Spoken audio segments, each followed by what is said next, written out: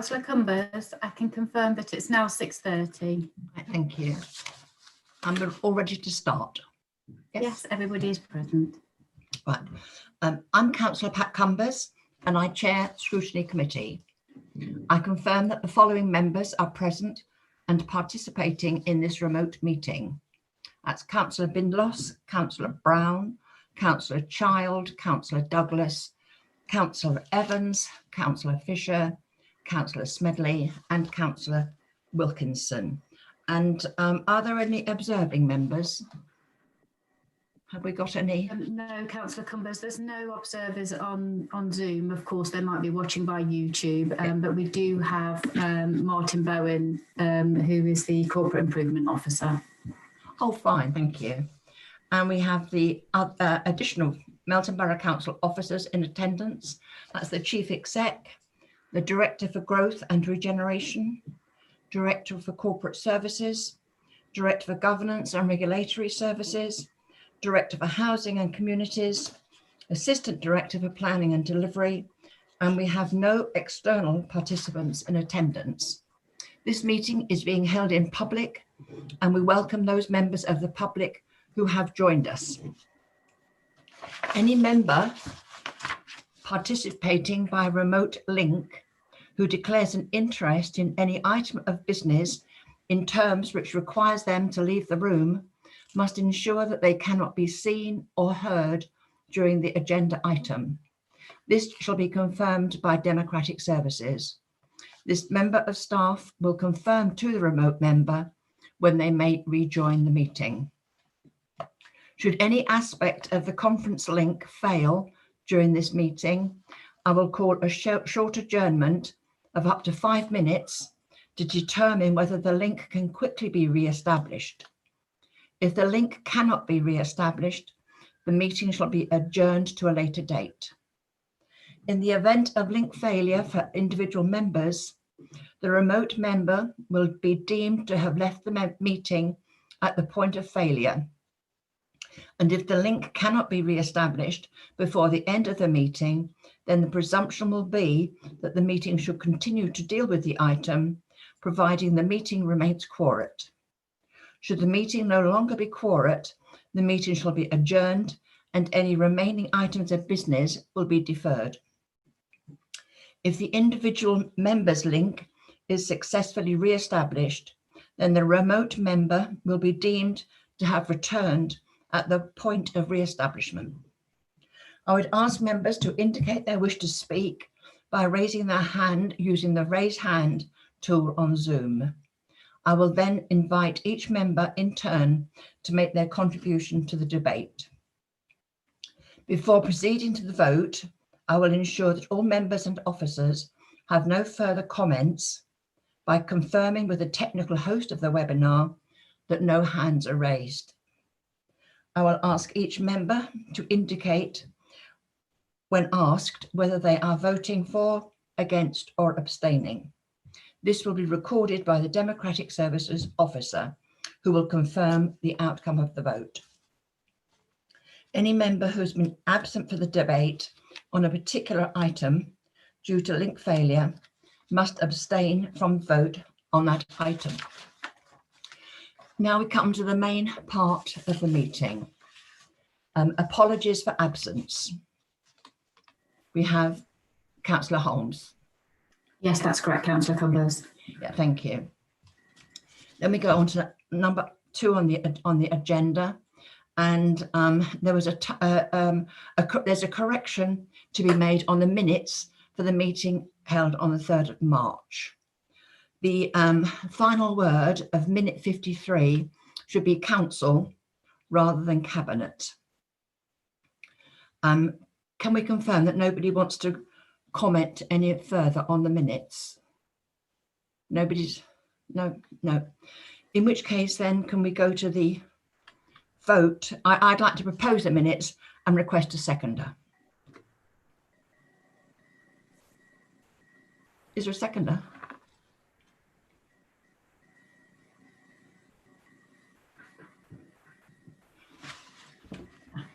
Can somebody who's at the meeting? Yeah. Councillor Brown has raised his hand to indicate that he will second. Lovely, thank you. Now, can we go to the vote on approving those minutes then? So I'll go through the councillors in alphabetical order. Councillor Bindloss, if you could say yes, no, or abstain about the minutes, this is. Do you approve? Yes. Yeah. Councillor Brown.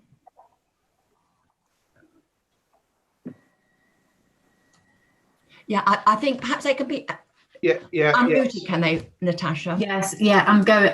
They are, Councillor Cumbers. I'm unmuting them as we go. Oh, okay. Councillor Child.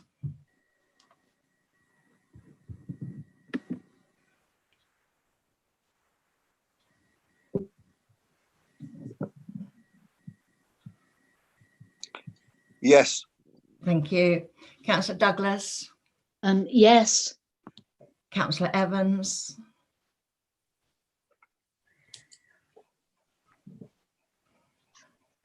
Yes. Thanks. Councillor Fisher.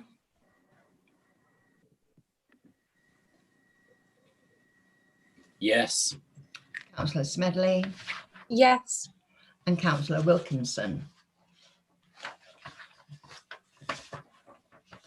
Yes. Right. Can Natasha? That was unanimous, Chair. Thank you very much. Those minutes are approved, subject to that one amendment. Are there any declarations of interest?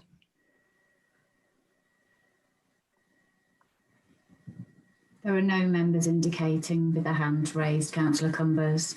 Thank you. Then we go to item 4, review of the scrutiny annual work plan and the forward plan. We've decided that the scrutiny work plan will be discussed and developed at the scrutiny workshop now at a date now confirmed as the 16th of July. Then we go on to item 5, the recovery presentation. Excuse me. Members, we received this evening's presentation electronically last week in advance of the meeting. I've been thoroughly impressed with the quantity and quality of the information included and the officer effort which that required. I trust you have all read it thoroughly. This is a very important subject area. We are in unprecedented times, but we must respond in order to ensure the best possible outcomes for our community.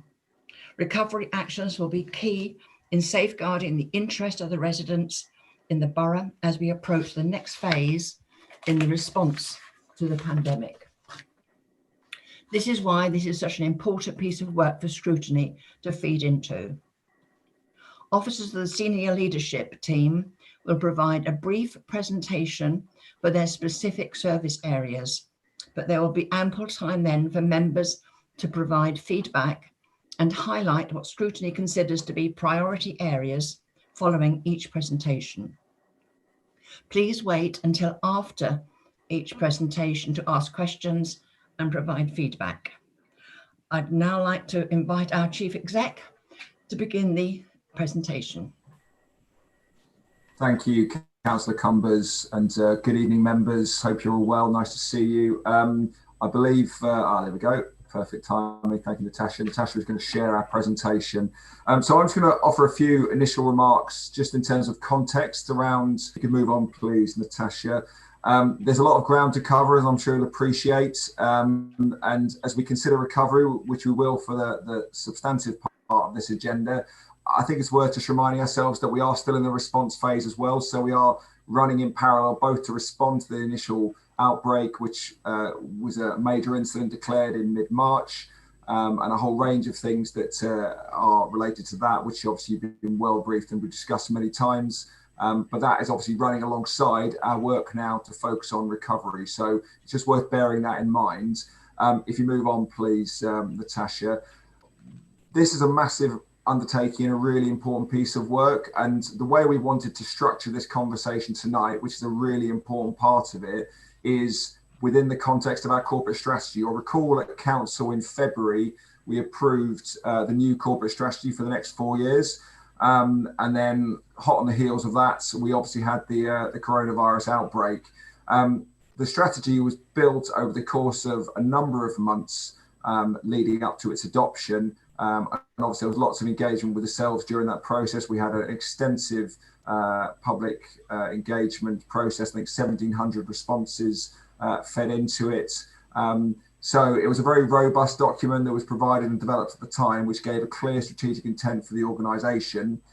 So one of the things we need to reflect upon is how much of that needs to change as a consequence of what we've gone through in the last 3 months. And if you move on to the next slide, please, Natasha. This, hopefully you'll recall, was the framework that we had for the corporate strategy. So there were 6 priorities under 3 broad themes. So this idea of helping people with a particular focus on service quality, and then obviously that real strong priority around council housing and landlord services. Then this emphasis on place. This is desire to create a growth environment, a positive growth environment around our business and economic community. But recognizing that growth needs to be inclusive and sustainable. So it needs to try and deal with inequality effectively and not just sort of polarize it in the way sometimes growth can happen. And then obviously this increasingly prevalent theme that we agreed around climate change and protecting our rural natural environment. And then finally, recognizing that to deliver those things for our community, we need to be a great council. So we need the right finances, the right workforce, the right culture to deliver. And we also need to be a council that reaches out to our community and connects with our community. So one of the things we've done in advance of this session is to reflect on these priorities and ask ourselves, are these still relevant today? Are these still things we need to consider? And our view at this stage, then we're really interested in your feedback, our view at this stage is that these things still feel like the key agendas. What we need to do is weave in the COVID implications into these agendas and think about within each of these areas, what is it? What are the impacts that COVID has created that we now need to respond to?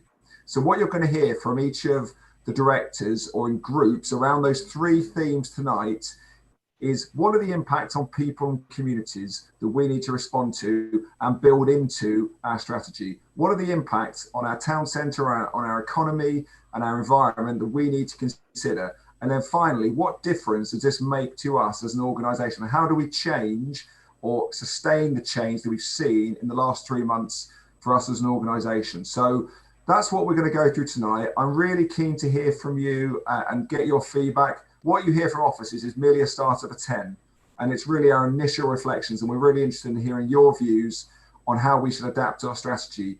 I'm keen that where we go into this stuff, that we focus on big strategic issues, the big policy agendas, because bear in mind, this is about strategy. It's not about getting to the operational weeds. So I'd encourage us to try where we can to keep it high level, because we need your guidance. We need your intelligence really about what's happening in your communities, so that when we talk about evolving our strategy, we do it in the right way. So really looking forward to the debate tonight. Obviously my officers will be leading us through the agenda. I'll chip in as necessary, but just to be honest, we'll do a lot of listening and hearing from you tonight.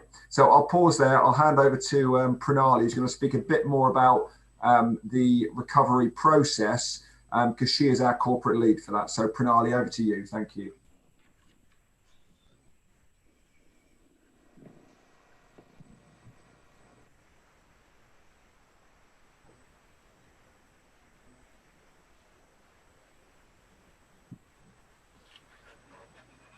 I think we're just waiting for Pranali to be unmuted, Councillor Cumbers.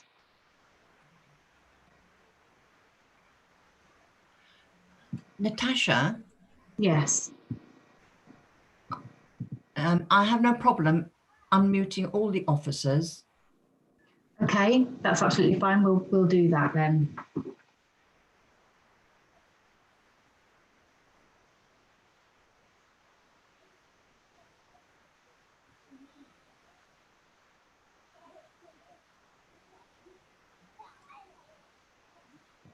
Have we got Pranali now?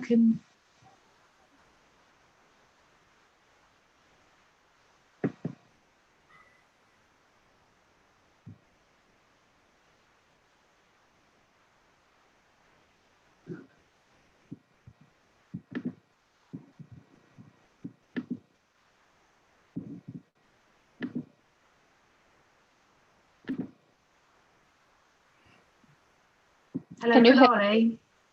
There we go. We can hear you now. Sorry, it took a while.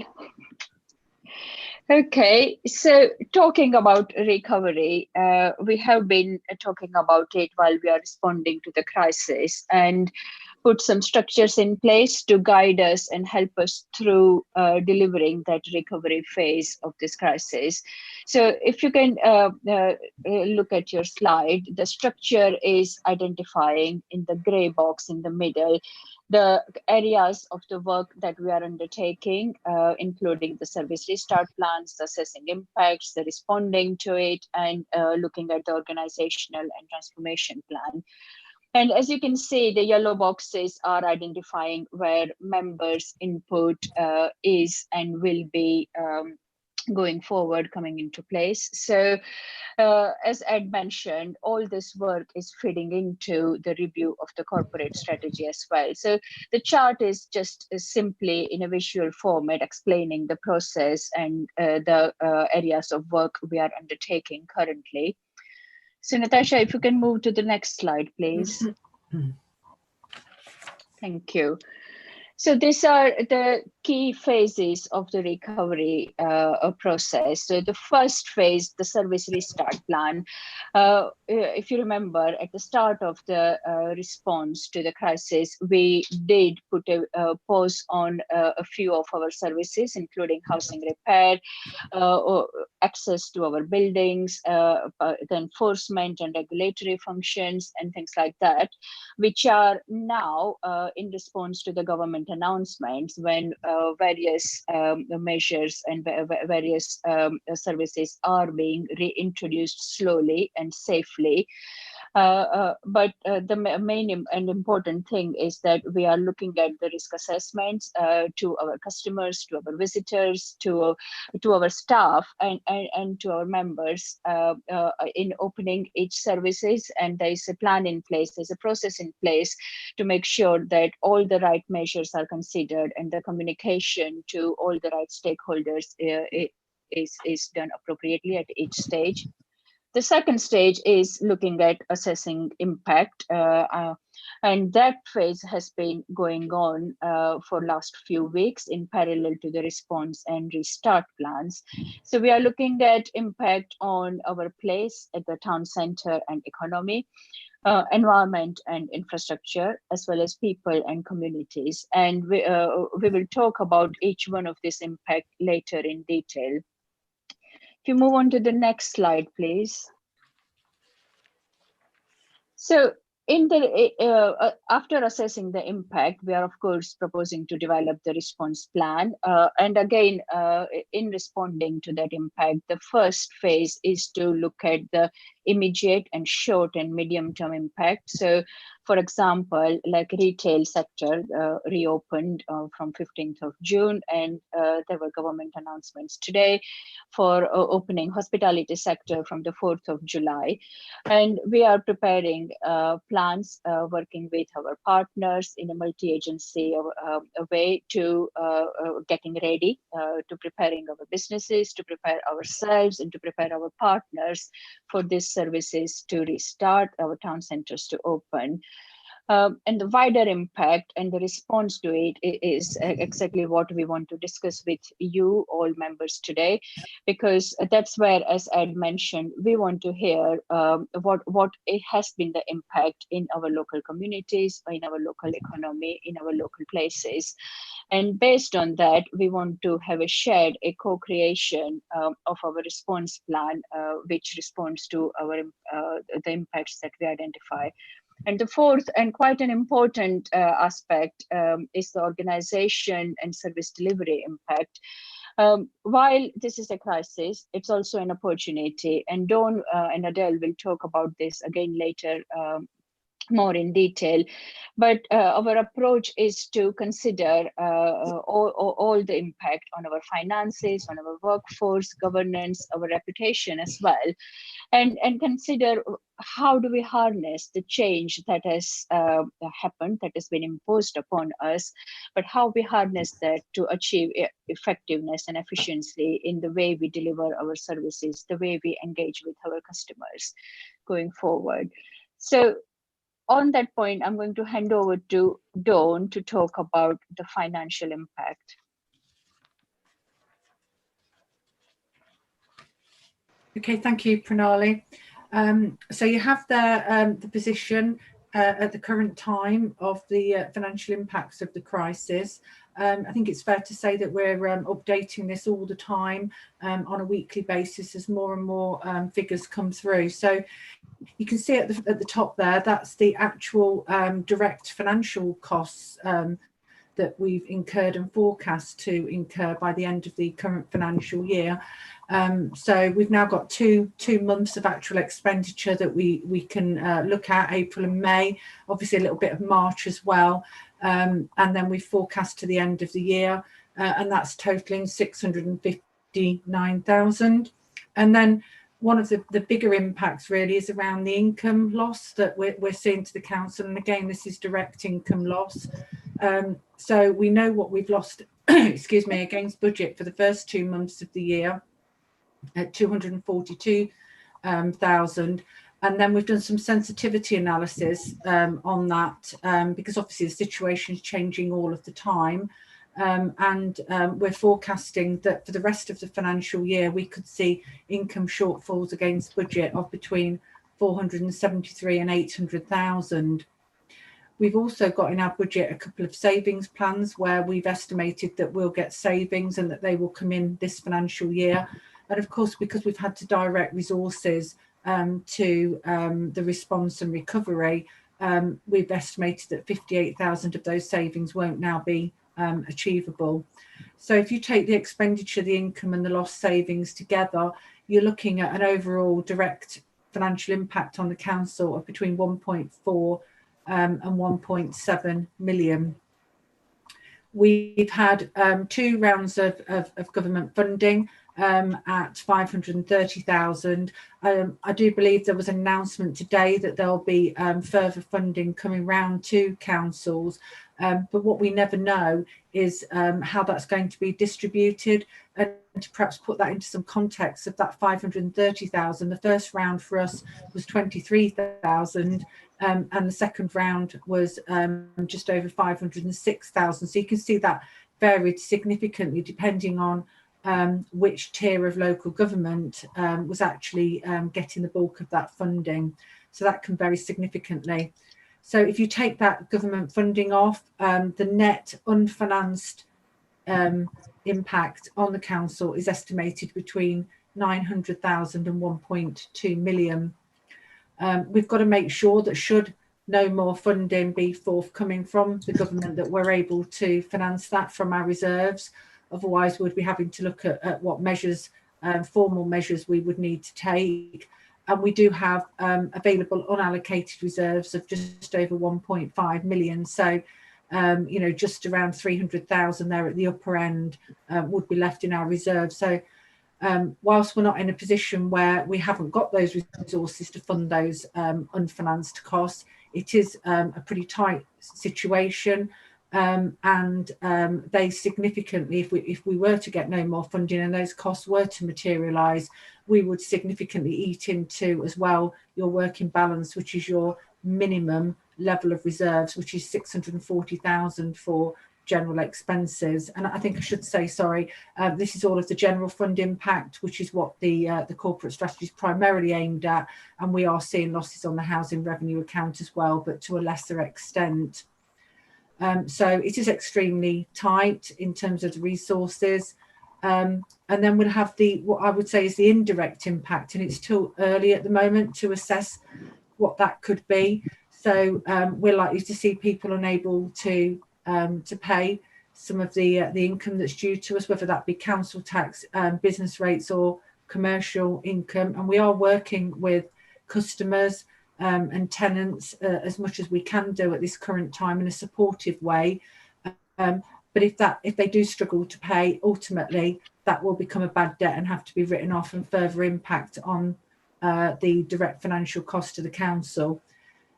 We also might see lower growth if new properties, home building slows down, and if businesses start to close, or we don't see that growth as we would have expected as part of our budget in terms of new businesses coming on stream. And then as well, we could see reduced capital values affecting our land and property values, which just means that in terms of future opportunities for investment or selling off any assets, that could mean that they're worth less and therefore less money to the council should we wish to yield that capital. Thank you. So I'll hand over now to I think is it Andrew? Yes, it is. Thank you, Dawn. Sorry, Andrew. I don't mean to interrupt all Councillor Cumbers, but I think that Councillor Cumbers was going to give the members an opportunity to ask questions at this point. Councillor Cumbers. Yes, yes, but we've got 10 minutes now to ask any questions about what pages we've just seen.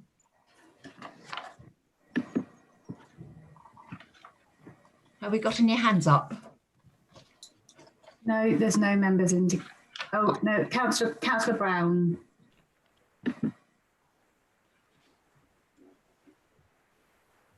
Okay, yeah. Thank you, Pat. Question really for you, Dawn.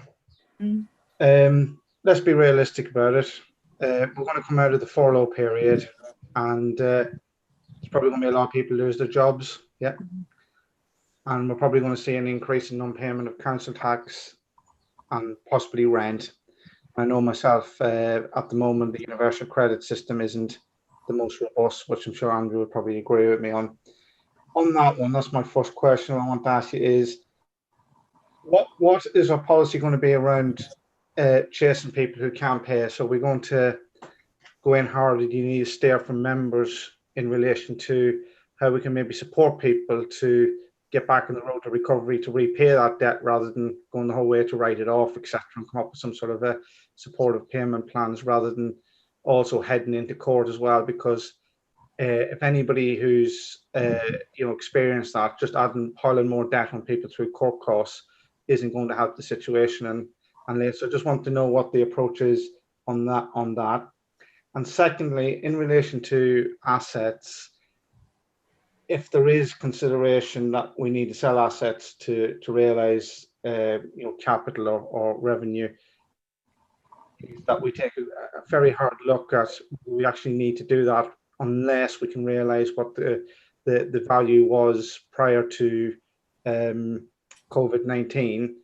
Because if we don't have to, I would be urging quite strongly that we hold on to whatever assets we have until such times as that we can realise what they're actually worth and not be forced into it. So that's the 2 points. Just like some clarification to see what officers thinking and what the corporate thinking is on those areas. Do you want me to start off, Councillor Cumbers, and then see if anyone else wants to add? Please. So on the debt recovery, the current approach is that there is no enforcement action being taken at the current time. We are issuing reminders, and they're kind of twofold, really, I suppose. One, to encourage those that can afford to pay, so that we can keep cash flow coming in. But also as well to reach out to people so that instead of waiting until there's a problem further down the line, we can work with those people now and try and put proper payment plans in place. And I do know some customers are deferring payments till later on in the year, particularly like the self-employed, for example. They won't have received their first payment until towards the end of June. So we are doing those deferred payment plans. Somebody else might want to come in later on that point as to what we might do in the future, but I don't think we're necessarily at that stage yet, but that's what we're doing at the moment. And then if I just finish off on the assets, I wasn't implying that we would be looking for assets to sell to offset that cost, because of course any asset sale would be capital and you wouldn't be able to use that for revenue purposes. It's just that members may be aware that we do have some projects that are looking at either the potential for future investment or looking at what surplus land and property we do have. And it's just to be mindful that any business case that we do, we might find that no longer stacks up because we've seen those reduced values. And of course, as you say, Councillor Brown, we would be looking at making sure that the business case is right rather than just selling something and rushing into anything. So I hope that answers your questions, but I'm not sure if the other directors want to come in on any of those points. Yeah. I just want Councillor Brown. Well, first of all, I agree entirely about universal credit, but there's some of the issues that you've highlighted there maybe better picked up after the people part. There's probably more relevant information that we can share and then return to those points. Thank you. That makes sense. Any other hands up? Could I ask a couple of? We've got Councillor Child, Councillor Douglas, and Councillor Wilkinson. Lovely, thank you. That's Child, Douglas, and Wilkinson. Thank you. So, Councillor Child. Thank you, Chair. Can I just follow on from Councillor Brown's comment on bad debts? Do we have any idea? Question really for Dawn. Do you have any idea where we are at the moment compared with the previous 2 years on the collection rates? And secondly, what any idea what sort of strategy you're going to be looking at in moving forward over the next few months? Thank you. Yeah, we have been looking at some of the collection levels. I think it's been extremely difficult because capacity has been an issue, and obviously we've prioritised getting the business grants and the various reliefs and discounts that some of the council taxpayers were entitled to. That's took priority at the current time. I haven't got exact figures, but we do know collection is down on council tax and business rates. But of course, business rates is distorted because a large number of those businesses have had additional reliefs. So the amount of money that you're actually collecting from businesses is a lot lower anyway, because the government has provided grants for those. So collection is down. It's not down as in those first month or two that as much as it perhaps could have been, but I think things will start to bite further. And as Councillor Brown says, perhaps as people come out of furlough and maybe those jobs aren't there, we might see that escalating some more. But I do accept that that is something we'll need to explore further and analyse in a lot more detail. Thank you. Thank you. Councillor Douglas. There we go. Can you hear me? Yes, I can hear you. Oh, yes. Just a quick question, really, but quite an important one. Is there any chance of further funding from central government to help us a little bit further? Yeah, thank you, Councillor. As I said, I do believe, although I didn't hear it myself personally, that the Prime Minister announced further funding today for local councils. That was in a total amount. What we don't know is how that will be distributed. And I certainly haven't seen anything direct, whereas normally I would have seen some kind of press release or a table showing the allocations. Well, let's be hopeful then, but thank you. I didn't realise that was in the news today. I shall look out for it later. Thank you. Fingers crossed. Councillor Wilkinson. Thank you, Chair. Just a question for Dawn. With regards to the bad debts and the indirect impact, what is kind of your worst class scenario, and what kind of projections and modelling have you done in terms of a kind of rough idea and figure of how much money that would be for the council, and how would we kind of weather that storm in, say, 6 months' time, for instance? Yeah, and that's what I alluded to when Councillor Child, we do need to do a lot more detailed modelling. We've only just got a couple of months under our belt. And as I say, I'm sure that'll start to escalate as people come off furlough. A large proportion of the council tax does go to other preceptors as well.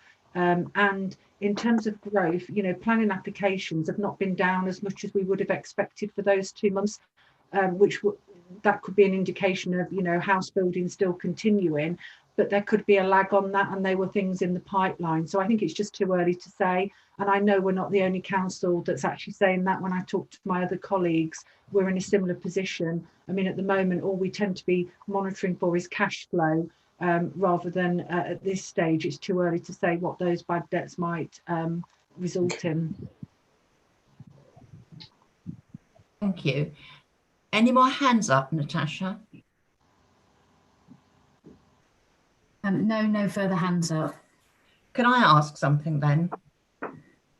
I can see that we've been identifying and assessing impact on the town centre. How have you been doing that? Have you been contacting the businesses, or how have you been assessing the impacts? Councillor Cumbers, it might be worth me just chipping in here. I think the one of the things that colleagues will speak to you about is the engagement plan. So All right. in the way that it's very important we have this dialogue with yourselves, it's also very important we link in with our stakeholders as well. So directors will speak to the initiation of that engagement, and there's obviously a lot more we need to do about it. And actually there's just so you're aware, there's a press release gone out today inviting businesses to join a virtual forum. I think it's on the 6th of July.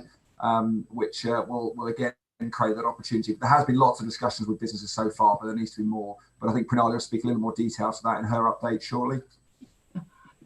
I think that sounds a really good idea, to have a forum.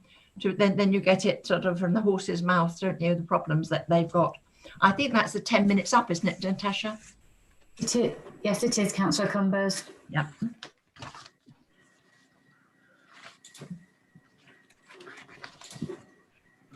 So, Councillor Cumbers, I think we move on to Andrew's presentation now.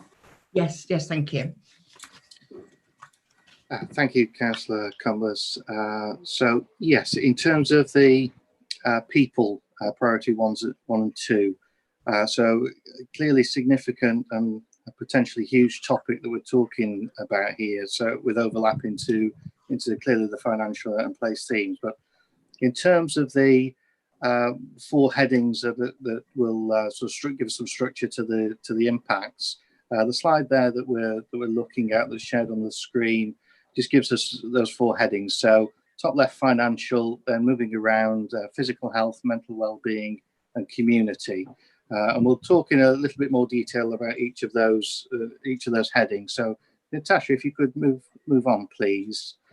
Well, firstly, talk about financial impact, because clearly the human impact and the economic impact are so closely aligned. And we've got on the left-hand side there some subheadings, if you like, and I'll pick out a couple of those just to give Scrutiny a couple of details. So in terms of job losses, reduced income and increased debts, there's some Office of National Statistics survey work that has taken place within the past few weeks that identified 24% of people stating their finances have been impacted by the COVID-19 crisis, and that's in reduced income.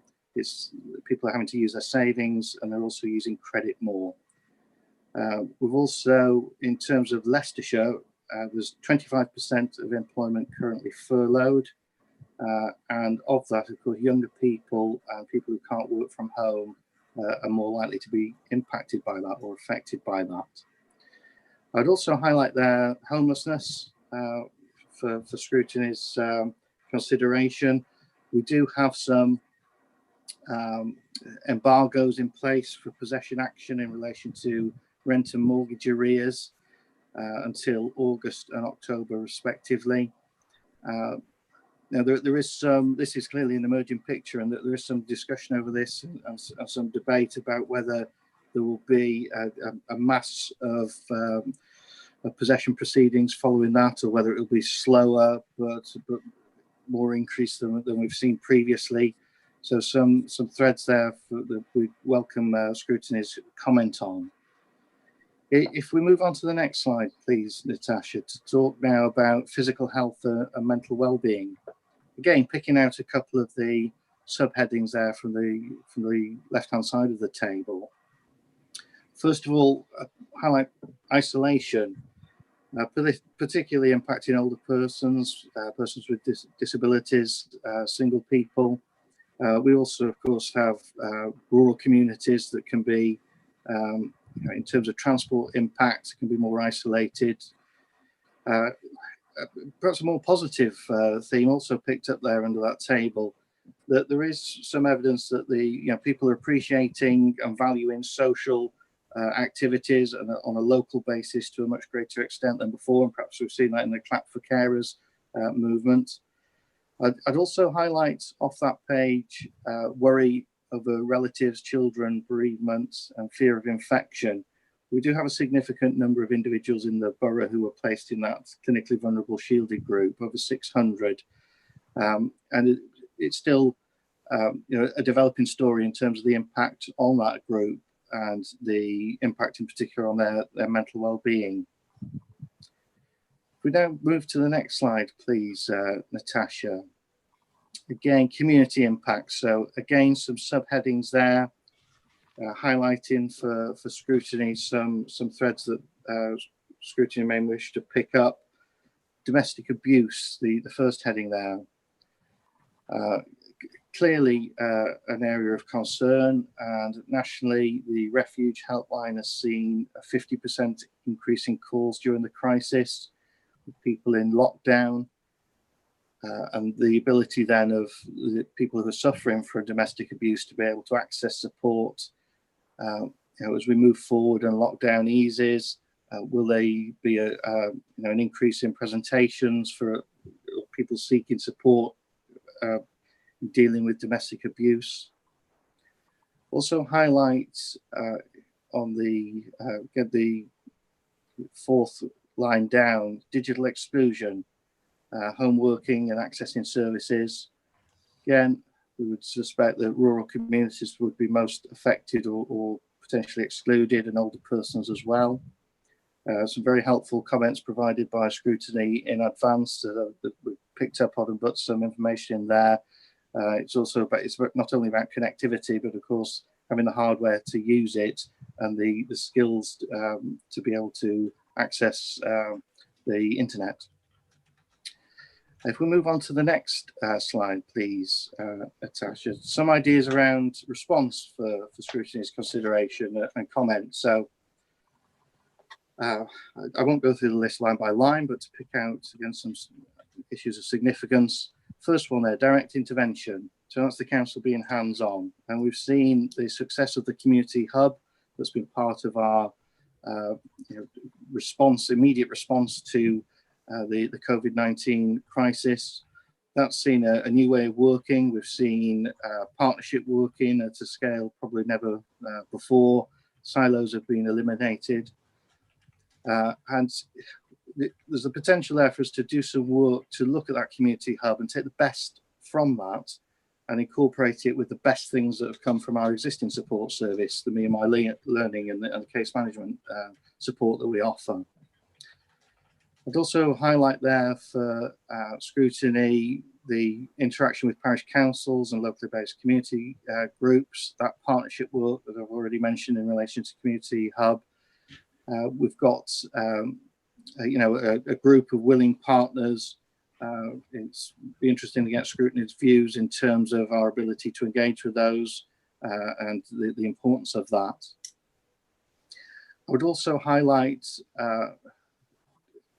off the list the adoption of a domestic abuse policy.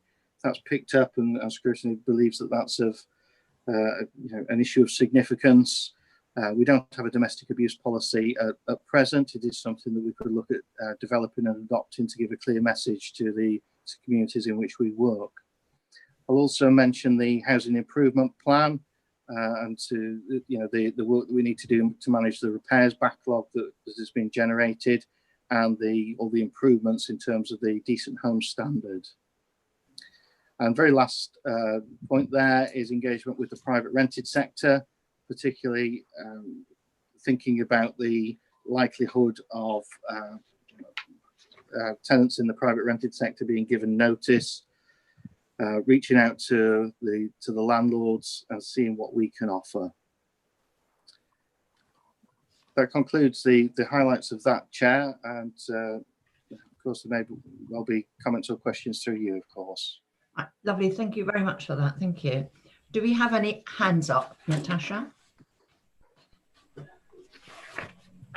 We have Councillor Wilkinson. Thanks. And then Councillor Douglas. Councillor Wilkinson. Thank you very much. I just wanted to, I've got a couple of things I just wanted to ask.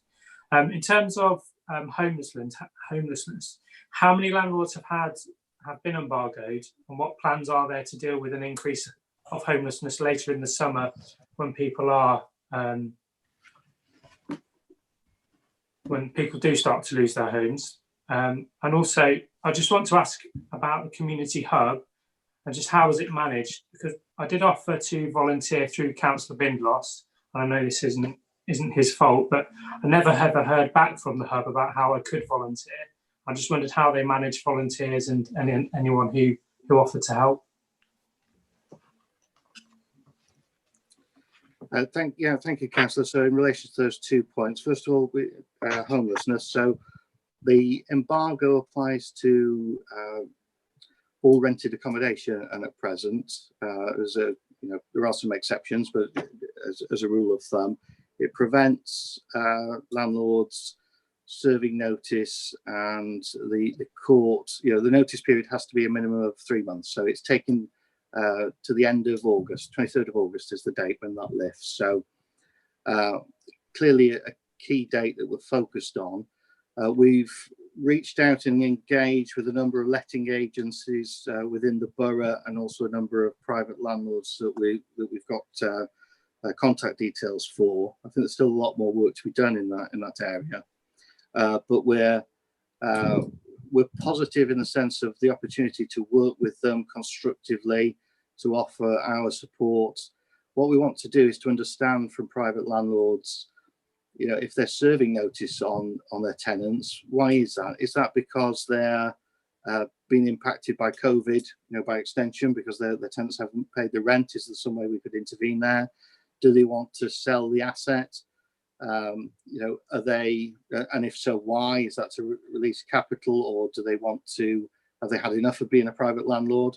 Could be that we can offer support from that point of view, and to be able to, for those tenants to remain in that property. So we've got a sort of broad plan in sense of delivery of that, but clearly we need more work to refine it, particularly with a view to August. In relation to the community hub, which was the second point, I don't have the details of the sort of referral and volunteer process off the top of my head, Councillor Wilkins, so I'll have to have a look at that and come back to you. Happy to do so, and to share that with Scrutiny members, of course. Thank you very much for that. Are there any more hands up, Natasha? Yes, we've got Councillor Douglas, Councillor Brown and Councillor Bindloss. Thank you very much. 1, 2. So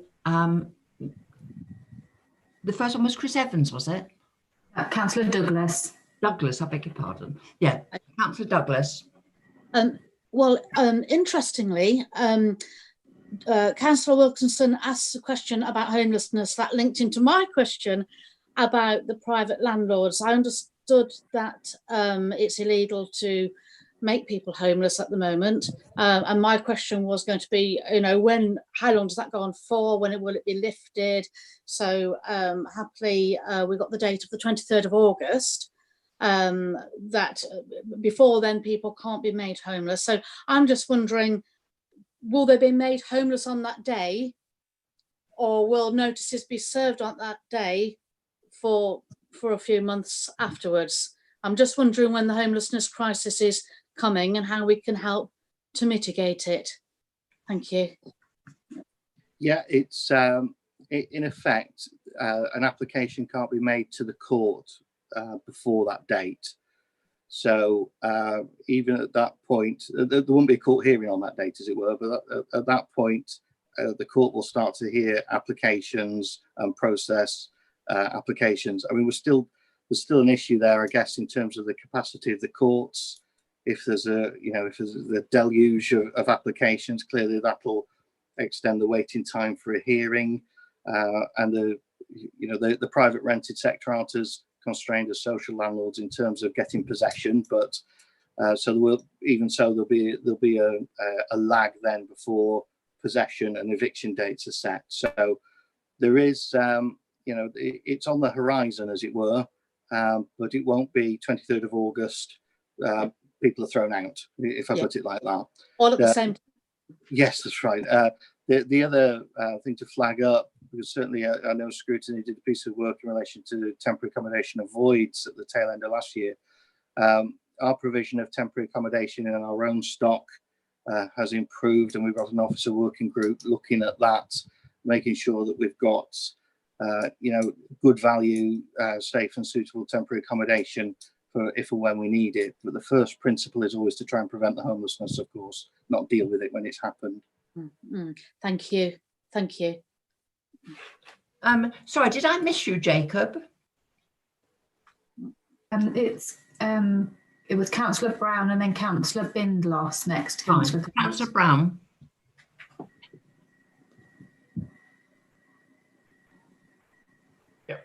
Thank you, Pat. Thanks, Natasha. Yeah, just I've got 4 points I just want to cover, Andrew. I'll start off with the homelessness, just in a little bit more detail, a little bit more strategic. Looking at engagement with the private rented sector, great. Has the council considered leasing properties, leasing HMO properties, looking those for temporary supported accommodation, which could probably generate some income for the council, if you, as you know yourself, if you manage that correctly with the service charges and also the rent that can be charged on exempt rents. If the council doesn't have the appetite for that, has any consideration been given to go to the housing associations that are in our borough? We have some big players. We have East Midlands Housing Platform, Notts-Com, Muir in there. Also, there might be the possibility of they have some stock that you could lease off them as well. All those organisations do lease properties. I know that from personal experience, so that could help on things. It's going to be much cheaper to have a strategy of doing that rather than sticking people into B&Bs. That's whatever you're paying. I imagine you're paying 60, 70 quid a night, I would off the top of my head.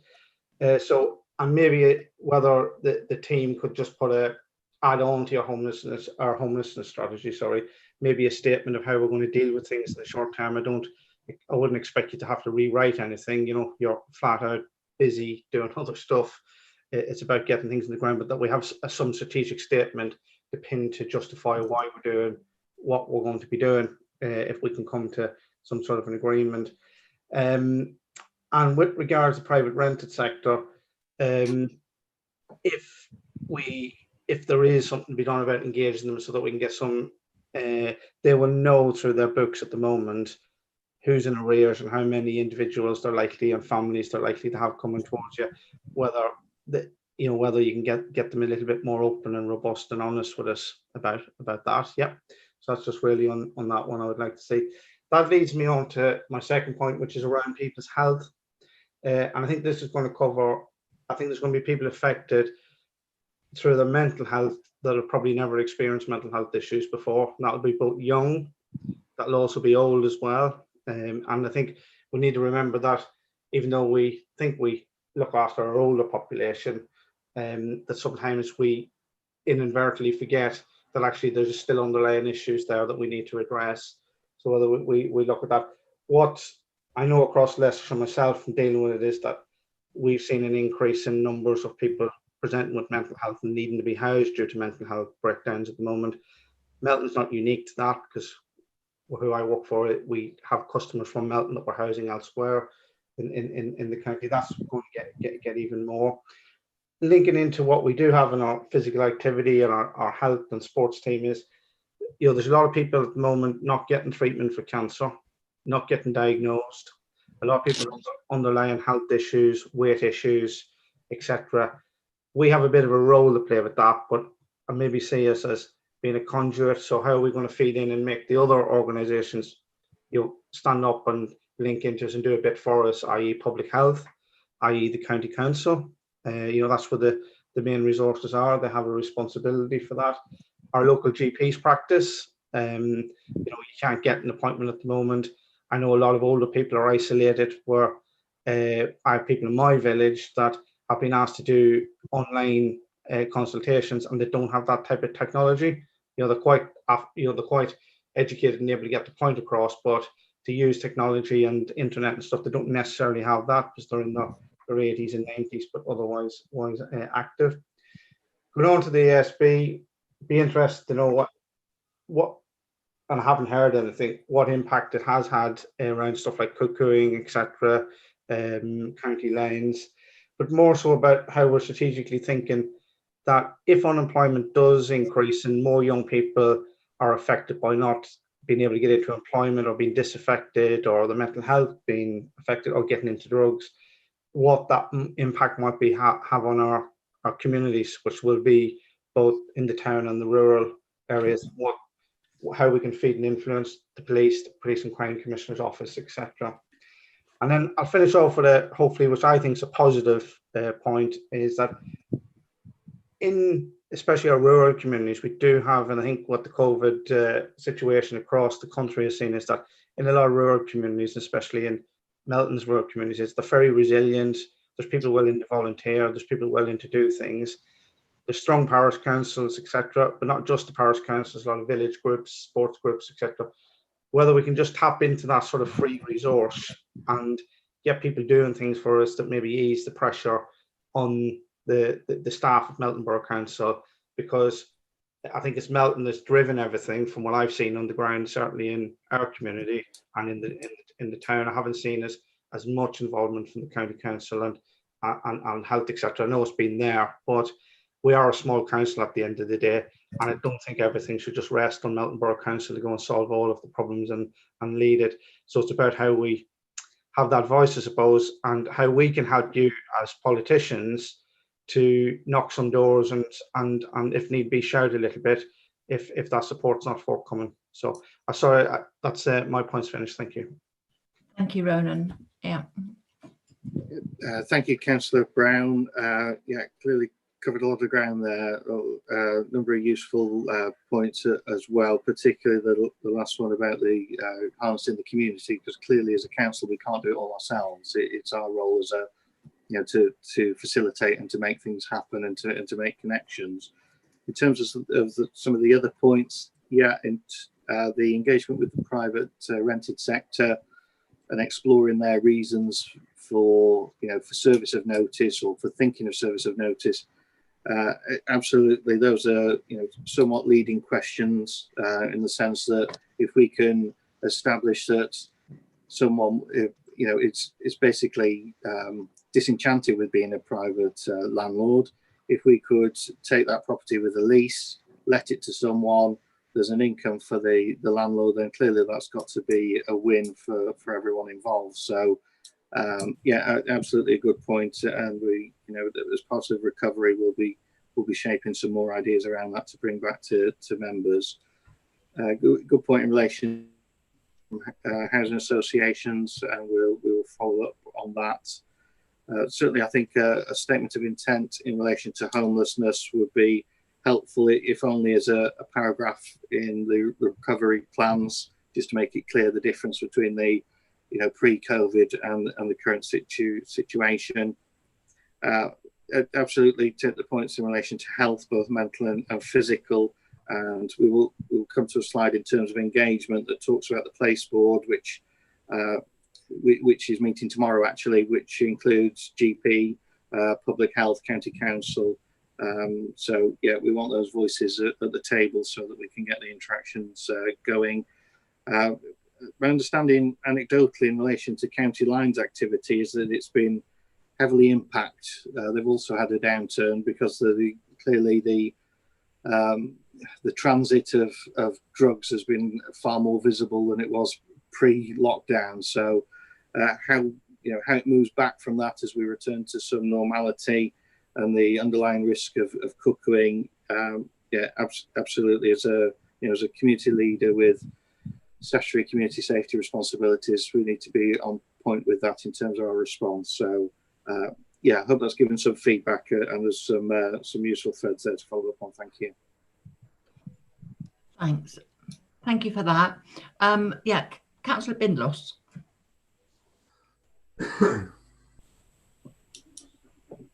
Yes, thanks. Really kind of following on from some of the points that Councillor Brown raised, and it's with regard to the 600 shielding. I mean, obviously, there's a huge amount more people shielding than that. A lot of elderly people shielding, and I think a lot of them actually are quite confused about what they should do next. I was speaking to somebody the other day who said, "Well, I've done 14 weeks. How many more do I do? But when can I come out? What do I need to do?" And I think that one of the things that we really have to do is get appropriate information out to a wider range of people, specifically, of course, those that we know that are shielding and the elderly as well. And as Councillor Brown said, this group doesn't always have access to the internet or don't use it as freely as we might do as well. So really, it's just to say that, I think that we need to be getting that appropriate information out so that, the people that are shielding now have an idea and an understanding of what they can do to actually get out a little bit more. Yeah, thank you. Thanks very much. Are there any more hands up, Natasha? Yes, Councillor Cumbers. We've got Councillor Fisher and Councillor Douglas and Councillor Child. That's Councillor Fisher. Councillor Douglas and Councillor Child. Thanks. Councillor Fisher. Thank you. Could I just ask a question about homelessness? And are there any indications showing that we're going to expect a large increase in homelessness? I know we can only look at like the social aspect, but private renters, we won't have any kind of indications. But is there any data out there that's showing that we're going to expect a large increase in homelessness in the next few months or so? Thank you. Yeah, thank you, Councillor Fisher. It's very much, I think, a developing situation, and that there's forecasts, as I think I alluded to earlier, that that are very, very stark indeed in terms of the potential for people to lose their homes, both mortgagees and in the rented sector. And there's also forecasts or a school of thought that's more positive. I think as we move through recovery, we do have a little bit of breathing space in terms of possession action. So as we move through recovery, certainly it seems to be sensible to use that time to get a better picture, locally in Melton in terms of the likely impact that we're going to see. In actual fact, I could expand a little bit more in terms of the council tenants and the way in which they've been impacted. Certainly, we've seen a fall off in terms of income collection. We've taken, and it does actually help to cover off some of Councillor Brown's earlier points, but we've taken a view of issuing reminders. Our rent letters have been amended so that they encourage people even more to come for support. So I suspect we'll see landlords in the current situation, allowing people time, because if you evict someone, as a landlord, it's unlikely you're going to get that money back at all. If you give people more time and allow them to stay in the property, you've more chance of seeing the money. So it may be I'm an eternal optimist, but that's certainly I think an approach a lot of landlords will be taking. But certainly more work needed in terms of understanding the likelihood of the direct impacts here in the Borough of Melton. Okay, thank you for that. Thanks. Councillor Douglas.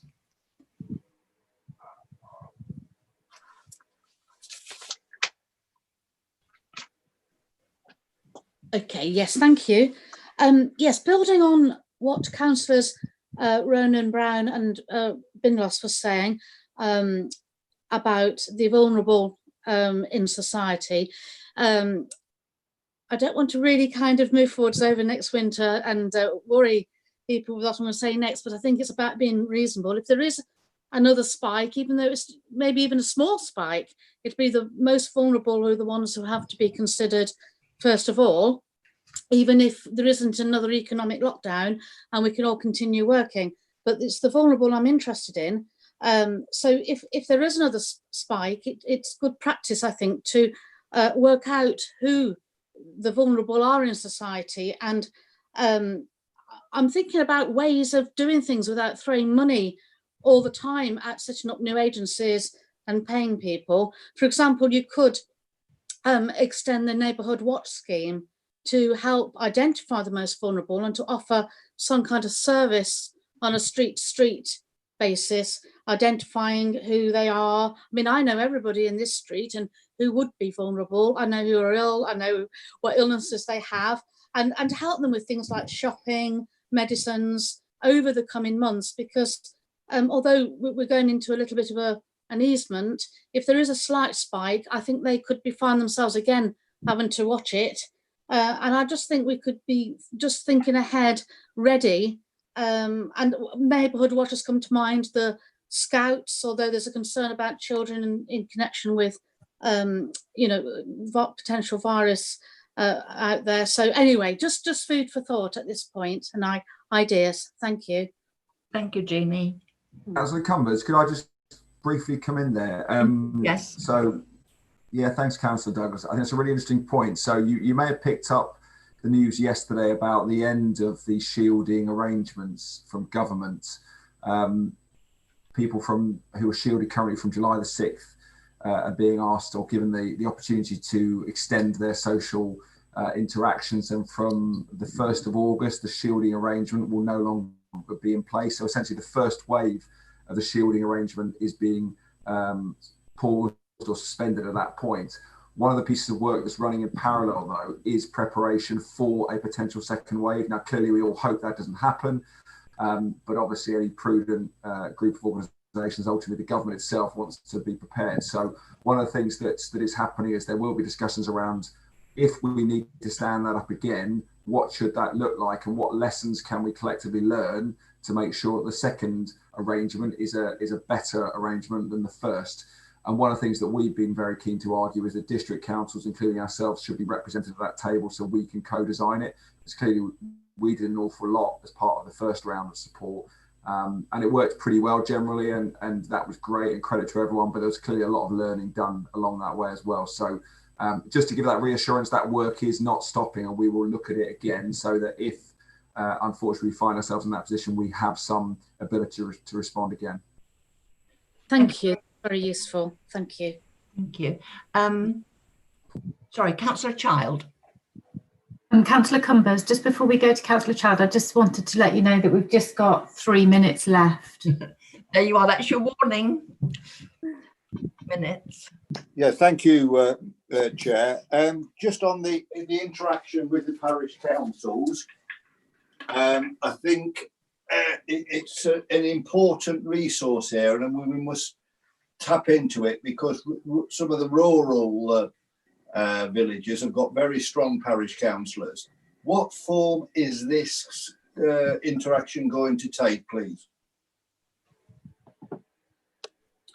Well, I guess, Councillor Child, that's a blank piece of paper. So we I would welcome Scrutiny's views about the best methods. Actually, it's are you going to write to them? Is there going to be a forum, a workshop? You've got a blank piece of paper, really.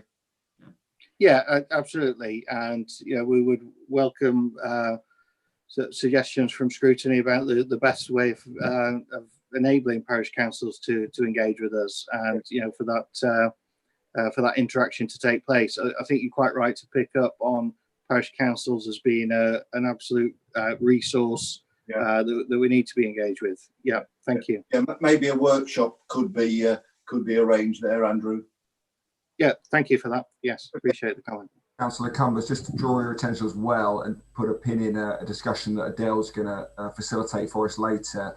One of the priorities I mentioned in the Great Council theme is around how we reach out and are more connected with our communities, and clearly parish councils are a key constituency. So I think Adele may be able to offer some additional reflections on that shortly. Thank you very much. Thank you. You're saying that will be a bit later? Yeah, Adele will pick up some of that content around reaching out as part of our Great Council theme. Right, thanks. Well, we'll move on. Can I just say one little thing? Credit union, you mentioned a credit union. Ed would know we've had an experience with a credit union which wasn't good. So credit unions started off with individuals, didn't they? Clubbing together, a bit like building societies. So would there ever be a possibility of running our own credit union? just as an idea, just a possibility. Yeah, I'll certainly note that down. I mean, there are good credit unions out there. There's also some not so good, as your experience obviously indicates. They are key, I think, in terms of accessing low-cost credit for people on restricted incomes. So certainly a thread to explore. Thank you. Yeah. Have you heard about local councils running, starting up their own credit unions? They tend to support and engage with them, I think, rather than starting them up themselves. But no doubt some research will turn out some more details for that. Yeah, look, thank you very much for that. Thank you. So Natasha, will move on. Okay, I will bring up the presentation again, Councillor Cumbers. Thank you.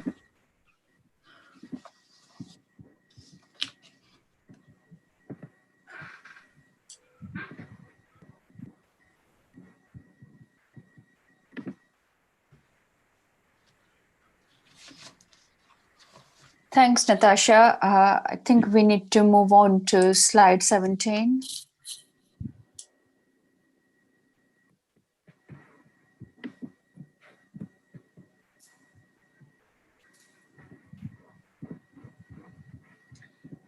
That's just a slide that outlines the engagement in terms of the people recovery, which includes the people board workshop tomorrow that I've already mentioned. So more for Scrutiny's information than discussion, I guess. I think yours are next, Pranali, aren't they? Yeah. Thank you. So talking about the impact on economy and town centre, what I'm presenting today is information from a range of sources related to a range of different sectors. And very much this information is at this point in time, or rather was collected a couple of weeks ago. And as you know, that this situation is still changing. Impact on economy has very much been kind of shock proofed by the government support that has been announced so far, but how the various sectors react going forward in the next 3 to 4 months when that support starts dwindling out, and when everything opens, how businesses react to it, how they are able to cope with the new situation, that remains to be seen. And the information in terms of the impact coming from government sources is very much cautioning towards that fact that the information until now available in public domain is very much a snapshot, and it's still an emerging picture, and we do need to be very mindful of that. So this, if you can look at the most negatively affected sectors and groups, this information has been gathered by the Leicester and Leicestershire Economic Partnership, and this is specifically in the context of Leicestershire. So we know that the most affected group is the businesses of tourism, leisure, and hospitality. And if we look at the groups of people, it's those aged between 18 and 24, those people who cannot work from home and who have to go out, like working in voluntary sector or health and public sector, they are the most vulnerable. People without qualifications and specifically without digital skills have suffered as well. And of course, people working in the industries that are most at risk are vulnerable too. We know from the government statistics published so far that as an estimate, about 6,500 jobs have been furloughed within Melton area. That's a massive number. And again, as I say, that going forward in the next 3 months, how the economy reacts, how the businesses and employers react to the situation, and how many of these jobs are retained within the economy and how many are lost, is still remains to be seen. Next slide, please.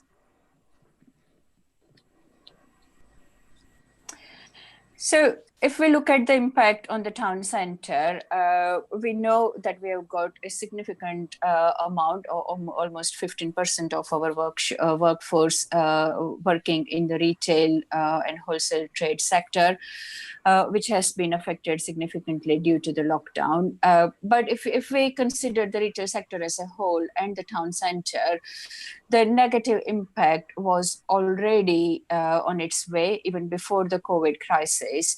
The footfall was kind of reducing, the vacancy rate had slightly increased, and the dwell time was only going down to 5 to 30 minutes, which suggested that people were only visiting the town centre for essential travel, essential retail purposes.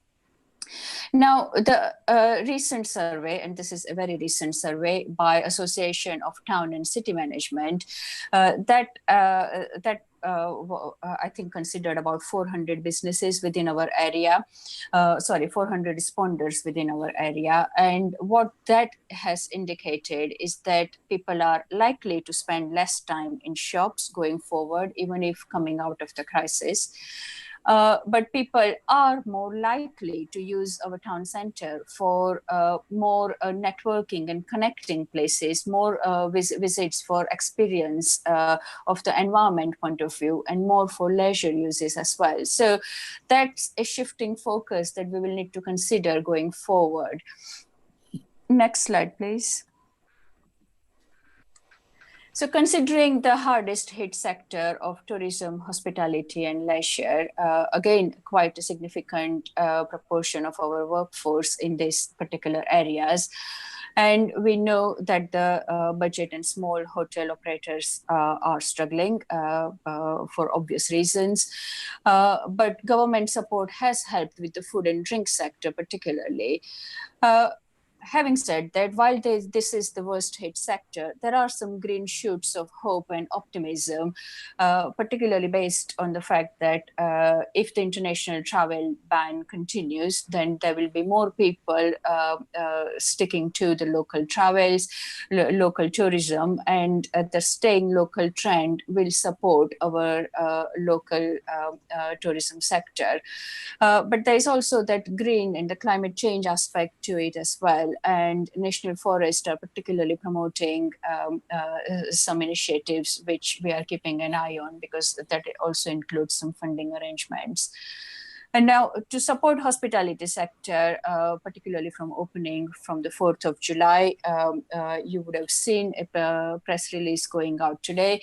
We are looking at supporting in a whole range of ways, starting from helping businesses to spill out in the town centre, in the public highway space, into marketplace, and having that kind of cafe culture in the open air area.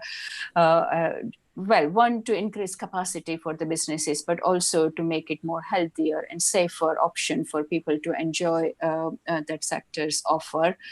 We are also looking to kind of reduce our enforcement action on particularly the use of temporary structures and marquees, so that pubs can extend out into their car parks, into their garden areas, and again, serve more customers in a safer and healthier way.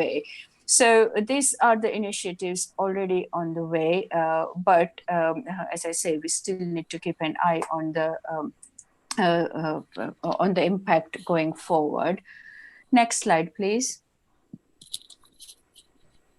In terms of the other sectors, we talked about the impact on property and construction sector, and particularly the rent arrears, whether it's housing market or commercial market or even retail. That's going to have a significant impact on the reduction in terms of prices, in terms of the high vacancy rates on our high streets and suburbs.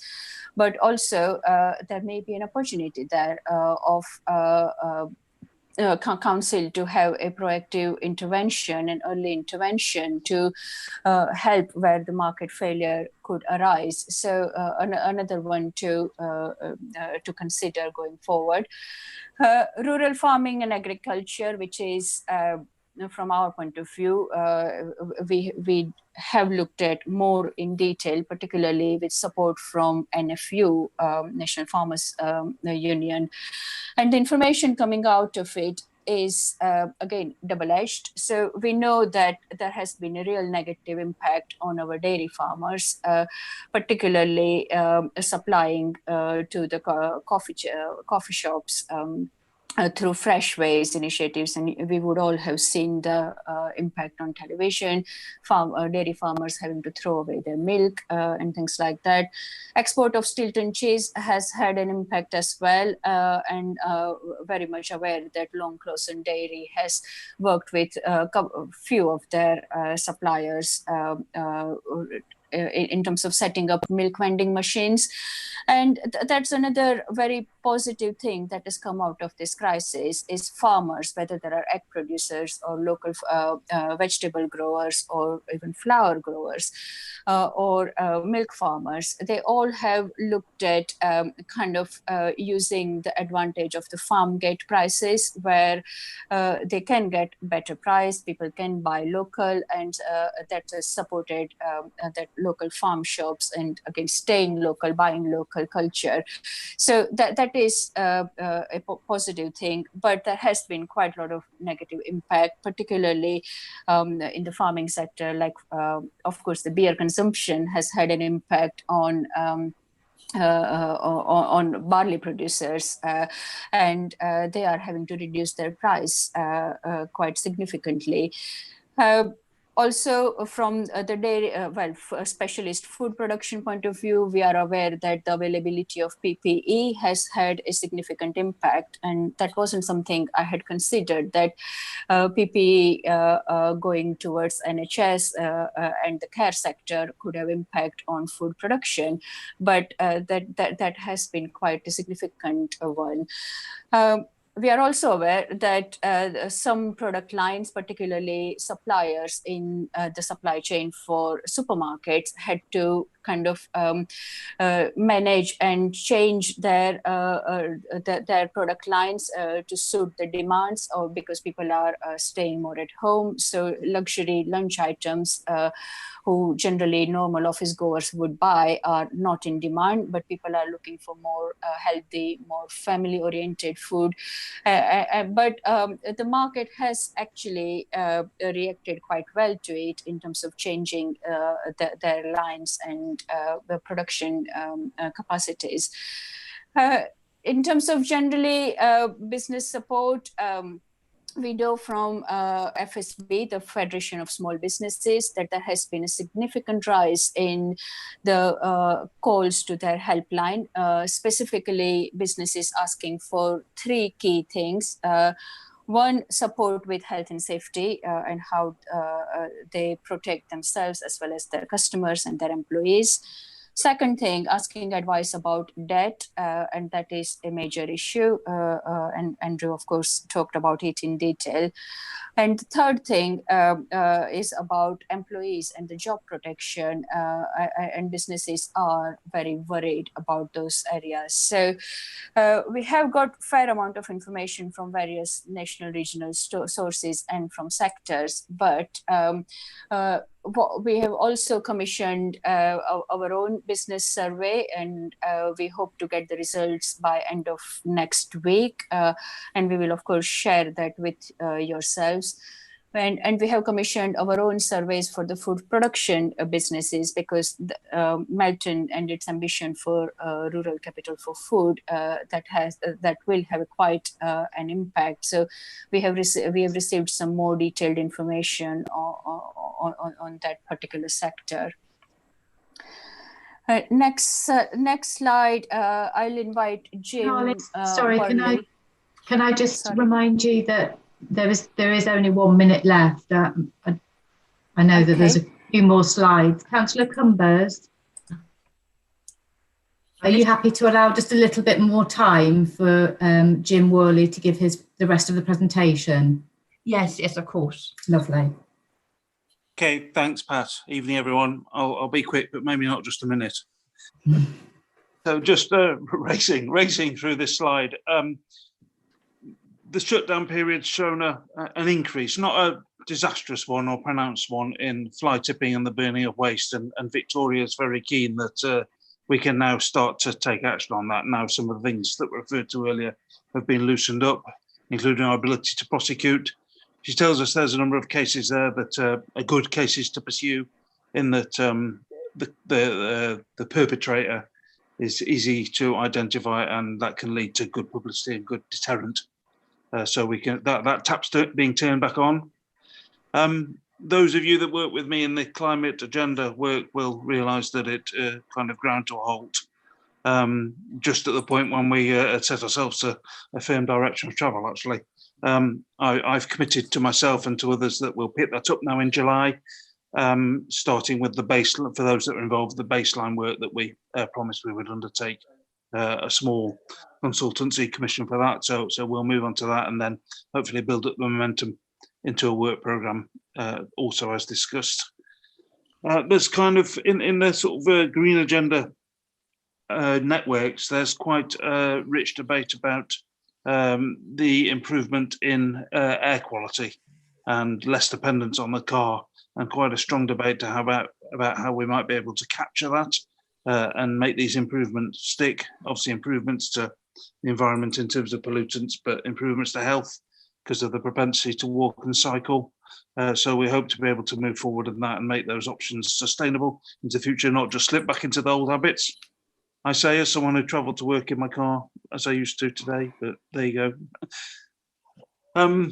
The big areas in my sort of immediate area of work with the planning applications is that we're very concerned about what the long-term sort of seismic effects of all of this will be on the development industry, and we're running blind to a certain extent, because the period we usually have our deepest engagement with the industry, which is in April and May, to do like the counting of houses and completions, things like that, was completely capitulated this year, because largely because they were shut. Our staff were read abroad and they were shut, so we had nobody talking to nobody, and therefore really don't have the levels, of intel that we usually do.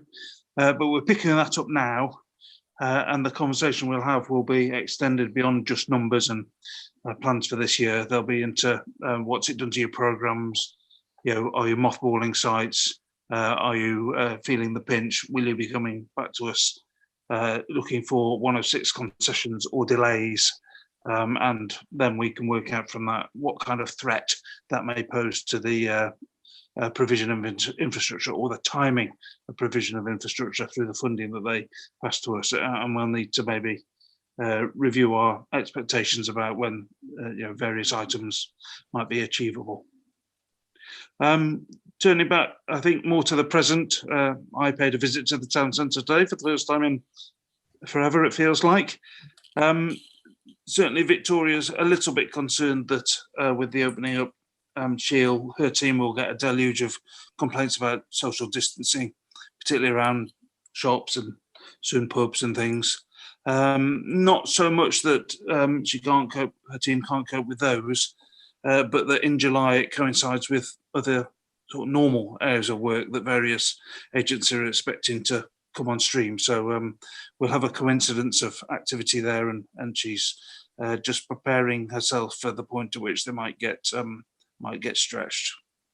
And then back, and obviously very pertinent with today's news to my area of work, we're still plugging away on the MMDR, and I guess today's news means that we're on our own. So the work there is not going to show any sign of lightening up.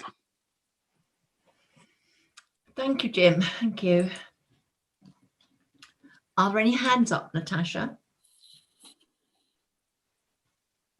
There was one final slide. I didn't know if Pranali wanted to speak to this one or before the discussion, or.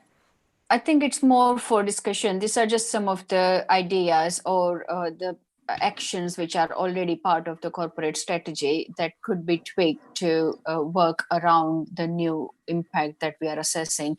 But it's more for discussion. We want to really hear from the members now in the context of the impact that we are aware of, what should be our response and what should be our priority. Thank you very much. We have Councillor Wilkinson, Councillor Douglas and Councillor Brown with their hands raised. Councillor Wilkinson, Councillor Douglas and Councillor Brown. Yeah, could I just say something first about recovery and response? I can remember a time when tourism was our #1 priority for Melton Borough Council, and it sort of has slid away. If people aren't going to come so much to Melton for shopping, we need other things to bring them in, don't we? You know, and one time we had a tourism forum, and I would quite like to see that come back, you know, with ideas of things that can be done, and tourist things that, as I say, will bring more people in. So now we've got Jacob, and then Jeannie, and then Ronan. Yeah, thank you very much. Just got a few things I want to ask. The 6,500 figure for people who are furloughed, is that people who have been furloughed from businesses in the borough, or is it people who live in Melton? So for instance, I live in Melton, but I was furloughed. The business I work for is in Leicester. Where do I fall in terms of where the figures lie, where the people lie? With pubs being able to spill into the street, I just wanted to ask, how will this be managed? And will there be conditions added to licences to avoid antisocial behaviour, etc., and to ensure that social distancing is maintained? And just on the MMDR, the decision today is hugely frustrating. How much time was taken away from the COVID response to deal with the demands from the County Council over the master plan, particularly all the hard work that has been put into it by officers at MBC? Okay, thank you, Councillor Wilkinson. So first point, if I pick up about the furloughed jobs, they are from HMRC data, and as far as I'm aware, they are based on the businesses based in Melton, not people living in Melton. So that information comes from the business database. But I'll double check and confirm that if you like.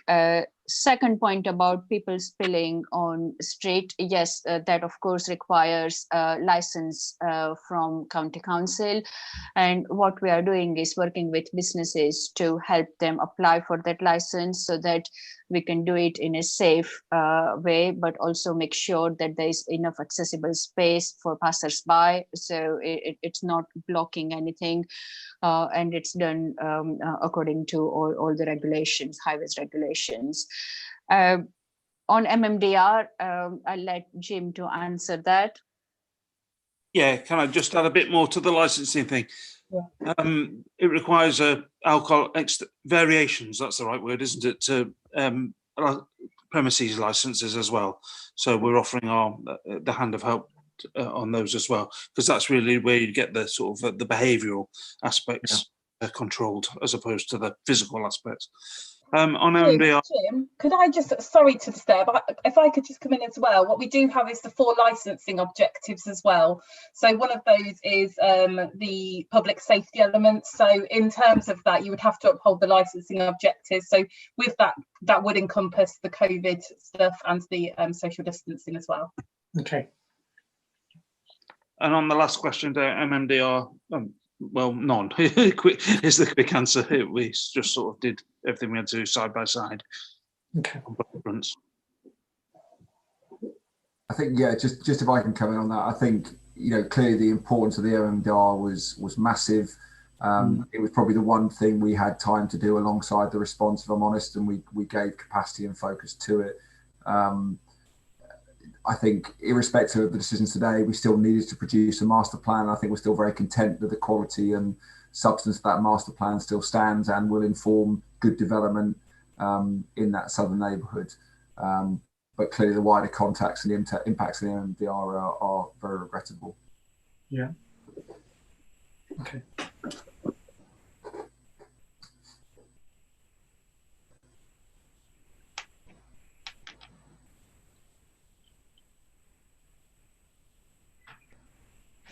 Sorry, Natasha, have we got any? Councillor Douglas next. Yeah, fine thing. So thank you. Okay. Yes. A question that I've been asked by residents again and again and again over the last few months are questions about the tip. Why was it closed in the first place? I didn't really have a clear idea myself. It caused a lot of distress, particularly because people were doing their gardens and tidying out their sheds and cupboards. And if we are presented with another lockdown situation, and let's hope we're not, but say, you know, we have to face similar restrictions in the future, how could we avoid the tip being locked down, because it was pretty essential to many people. Thank you. Thanks, Jeannie.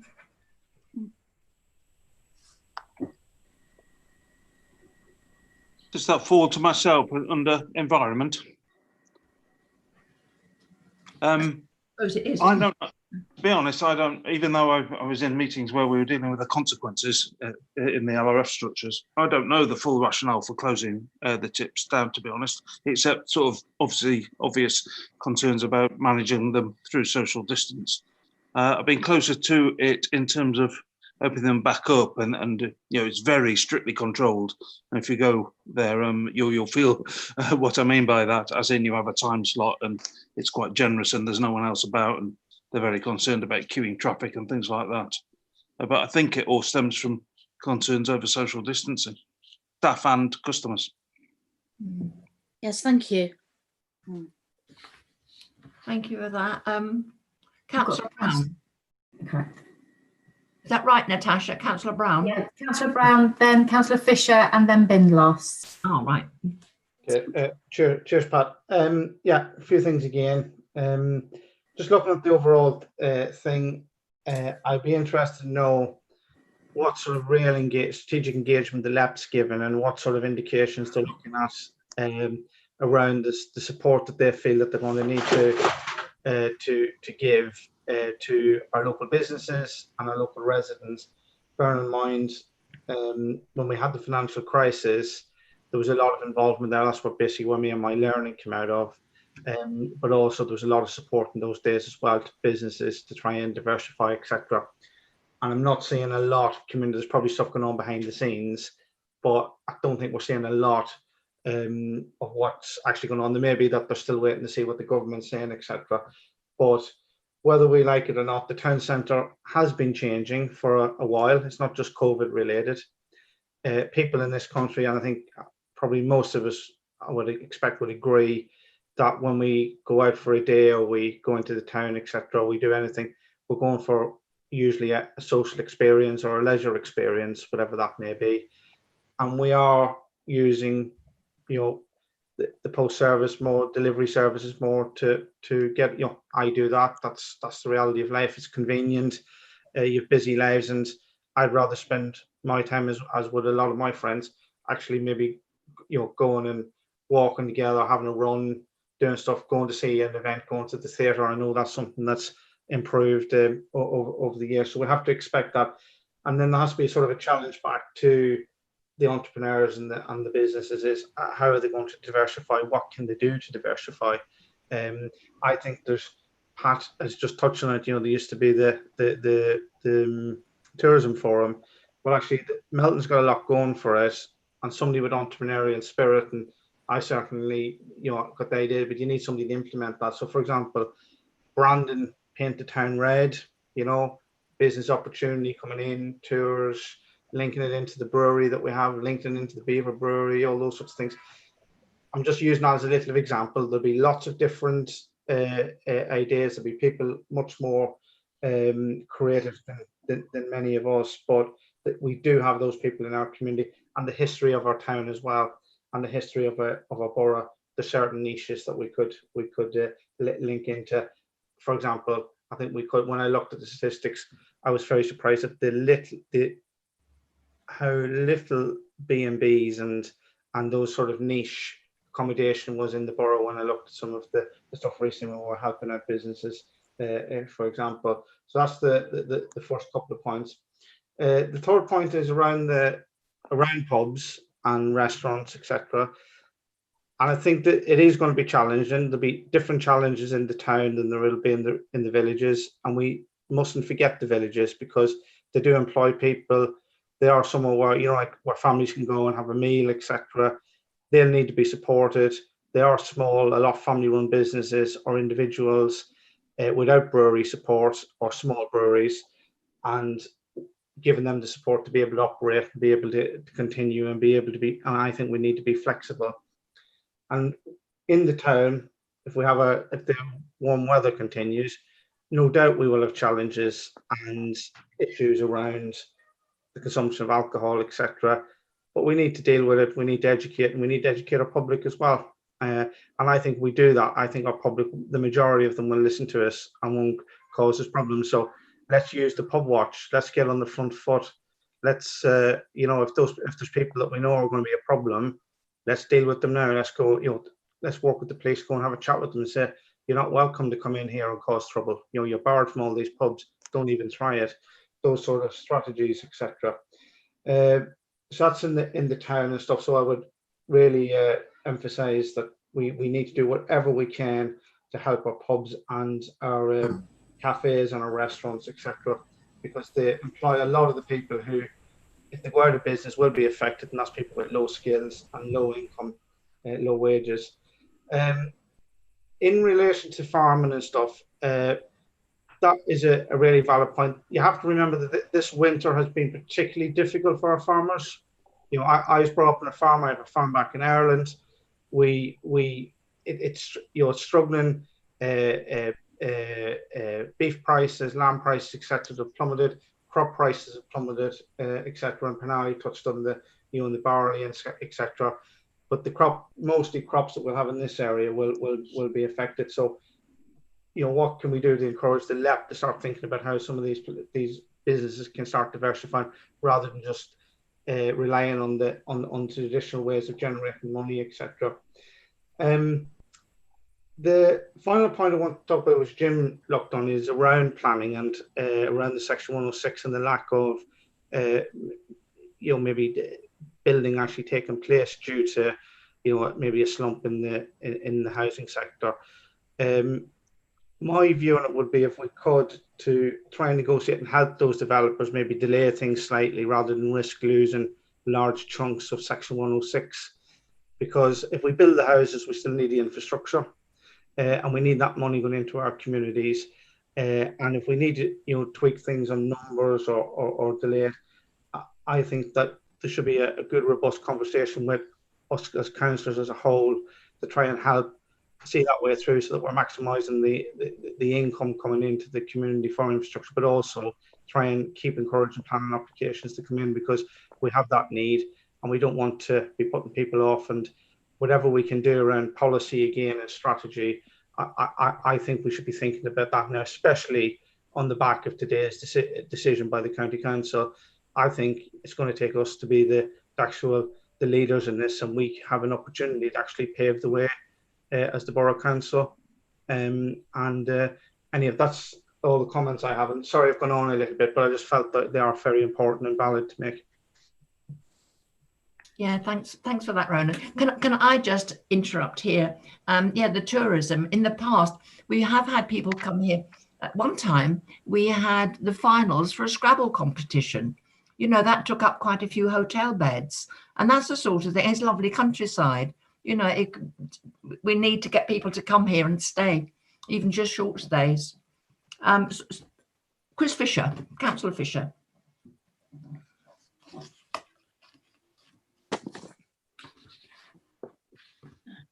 Hi, I've just got a couple of questions. One of them is regarding recouping losses from the shops and stuff and boosting the local economy. I know over the last few months we've dropped the car parking charge and they've been reintroduced now. And the reason, like David mentioned at the all members meeting, is like 160,000 loss in revenue from that. Is there anything we can do regarding that that's going to, like, either reducing the charges on certain days or whatever, that's going to encourage tourism back and local visitors to the shops back, so it can boost our economy? The other question I've got is regarding pubs. When pub hospitality sector starting to open up again in July, some of them, certainly in the town centre, won't have access to green spaces like they will in villages. I know it's been talked about opening up the marketplace to, like, chairs and tables. Will that happen, or is that just still on the cards? That's my two questions. Thank you. So if I talk about the hospitality sector and opening up and use of marketplace, yes, that is very much a possibility we are working on.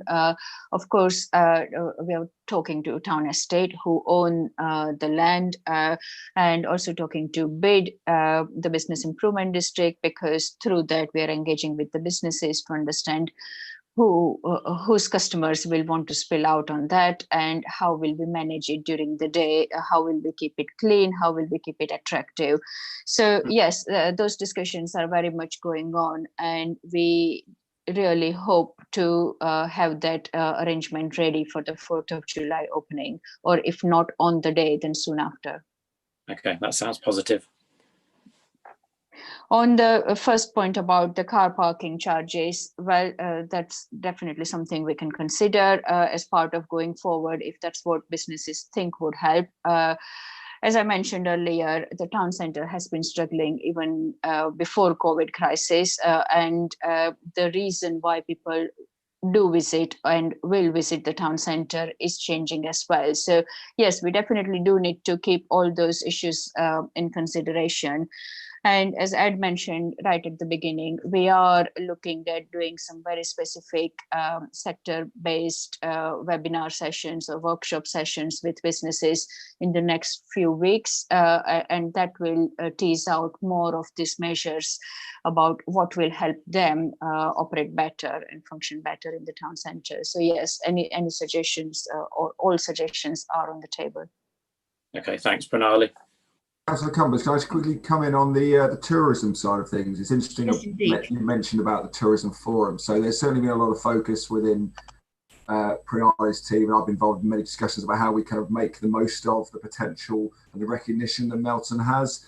And somewhat ironically, we were due to host a tourism forum in April this year, and we were in the process of pushing the button to send out the invites at the point the crisis hit. So that was one of the things that was a casualty of the current situation, but we will be revisiting that when we are able to. And if we can't do it in person, then clearly we'll do another one of these forums. So there will be opportunities to engage with those tourism businesses. And as Councillor Brown says, try and tap into some of that entrepreneurial spirit and see how they can help us promote and be ambassadors. Because one of the things I've always said is business is better at talking to business than the council. So actually we want local ambassadors to speak to other businesses, to encourage them to invest and to generate jobs. So that's very much on the table. I did also wonder whether, Pranali, you wanted to speak to the LEP engagement, because clearly you're one of the district council representatives on the economic recovery cell. So we have a good into the LEP at the moment, and Pranali is working with them. So I wondered if you wanted to quickly pick that point up, Pranali, as well, please.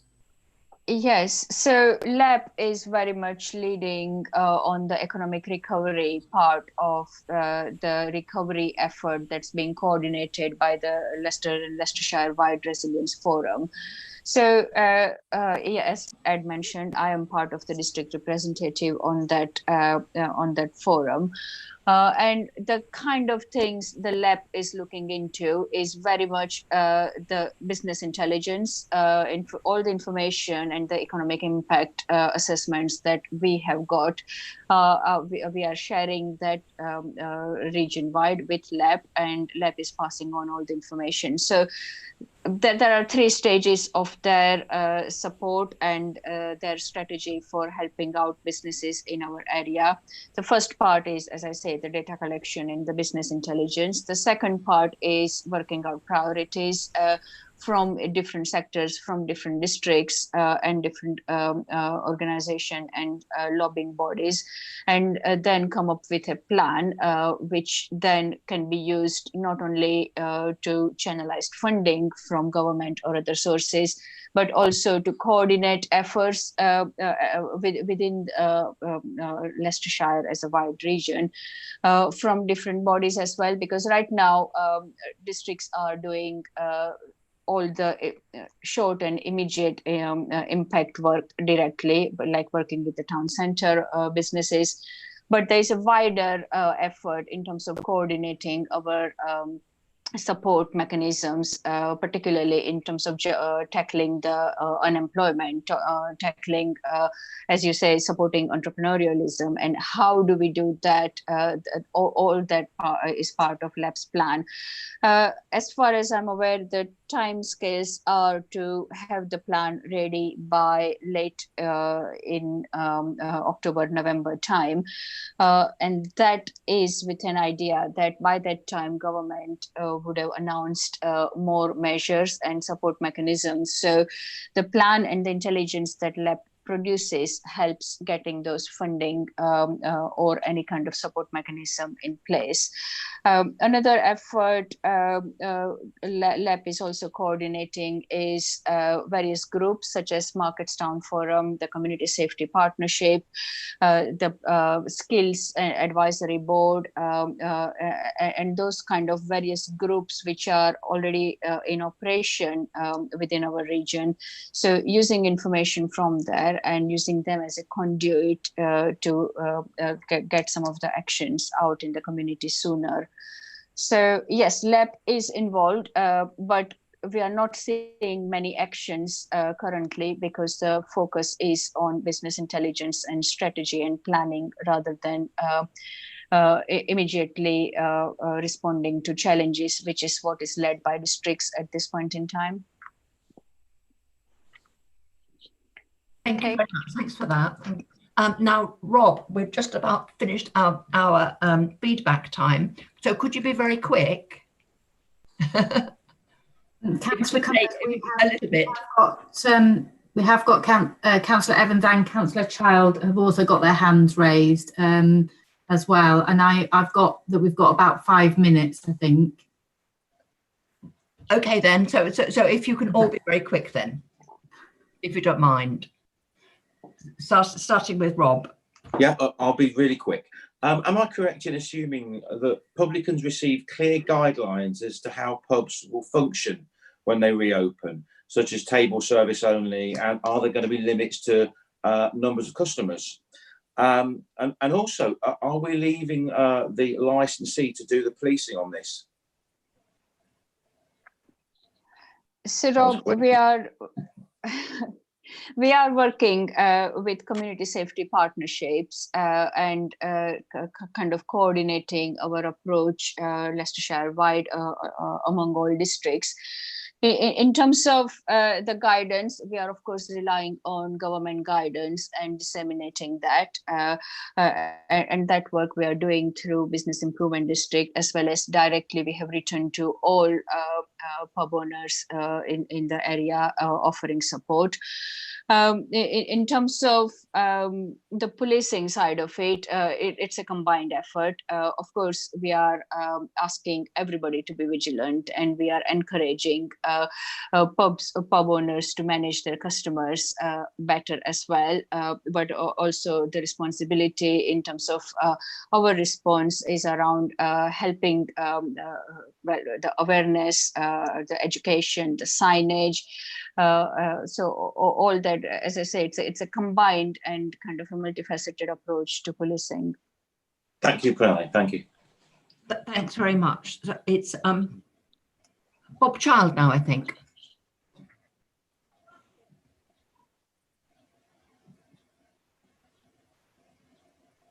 Apologies, Councillor Cumbers. It was Councillor Evans and then Councillor Child. I beg your pardon then, Chris Evans, sorry. That's okay, thank you, Pat. Obviously, this is not the first thing I need to say, is because I can see Jim Worley sitting there, and I can only say how, from his point of view, I always had issues with the bypass and all the rest of it. I am shocked beyond belief that the county council, having got so much money from the government, has now basically decided to give them back money and basically not take a risk when risks are what we will all need to take at this particular time in the history of this country. You can be assured if they give the government as a county council are going to say 18 million back, we won't be seeing it again in this district for some time. And I know what it's like when you've been a civil servant for many years. If you give money back, they remember, and they remember for a long time. And I am so disappointed in Leicestershire County Council.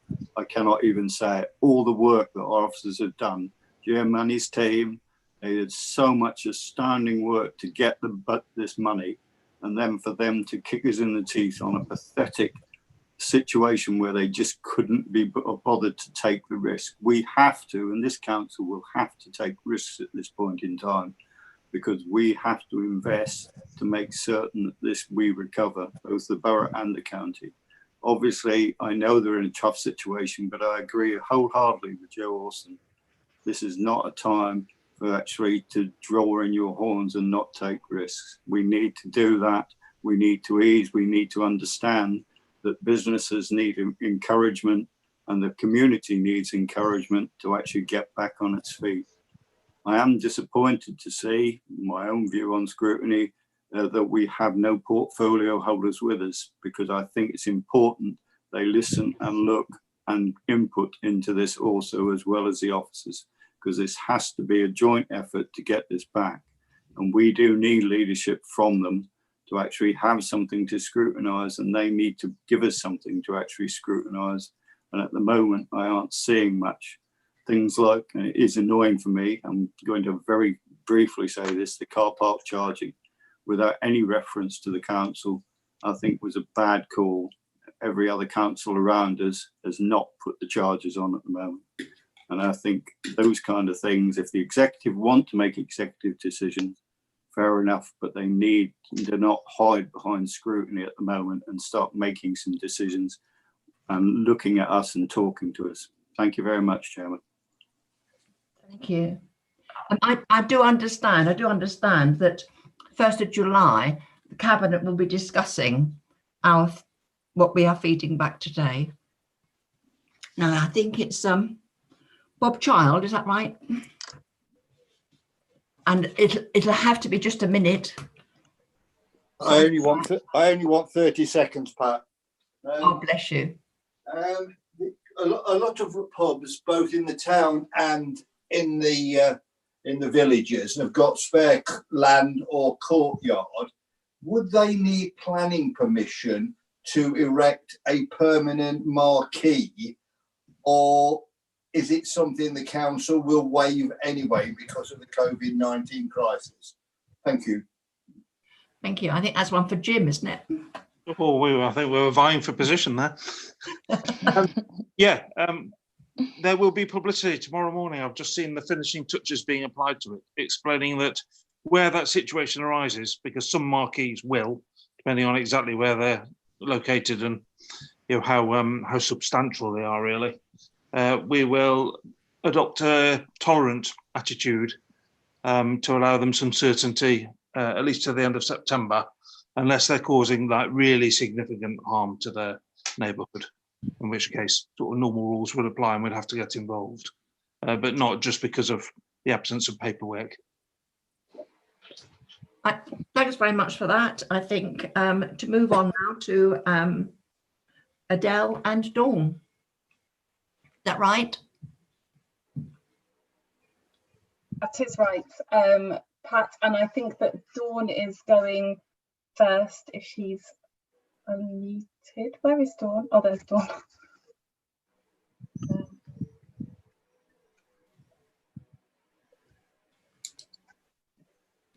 Okay, thank you. Are we pulling the presentation up? Yeah, thank you.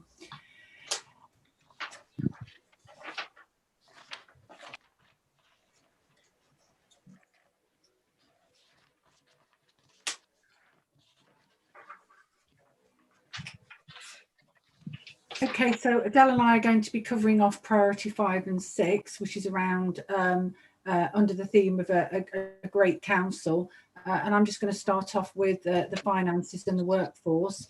So I won't go on about the finances, but you've already heard from me earlier with quite a lot of in-depth information there and around the debts as well.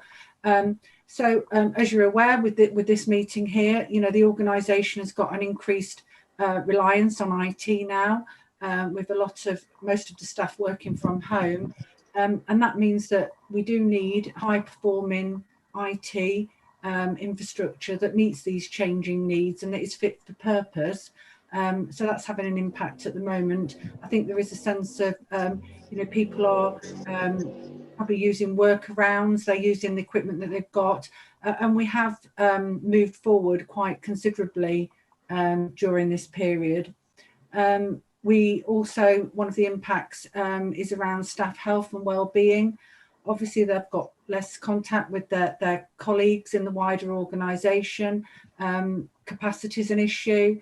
Staff are not taking as much leave, and that's being stored up because they have the ability to struggling with in terms of vulnerability, all adding to pressure on their working environment. And also some staff members, they've been very flexible and done a fantastic job in perhaps undertaking roles that they previously wouldn't have done.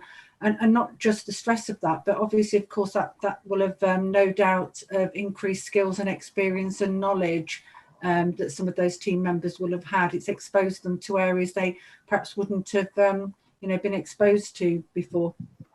If we could move that one on. I think then it's just over to Del on the governance and the outlook.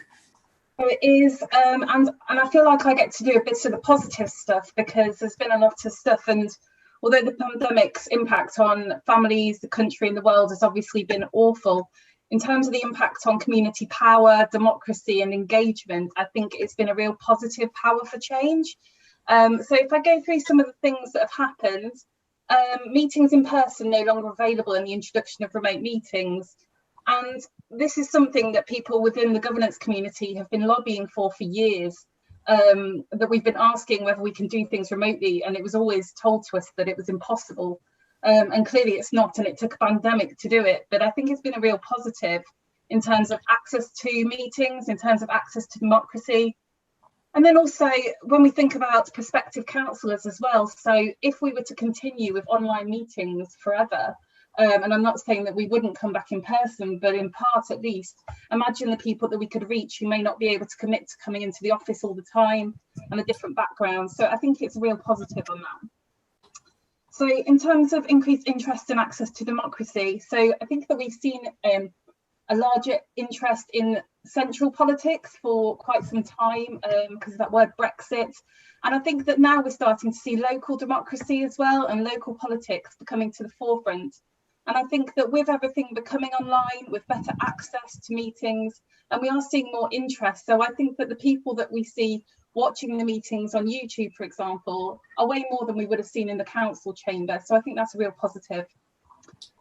So the need for agile and quick decision making is even more prevalent. So what we saw was that we had to respond quickly during the pandemic. So we moved quickly on creating things such as a community hub in terms of business grants, remote meetings, and on those things, we were actually much quicker than a lot of councils in the country, and we were really nimble and quick with that.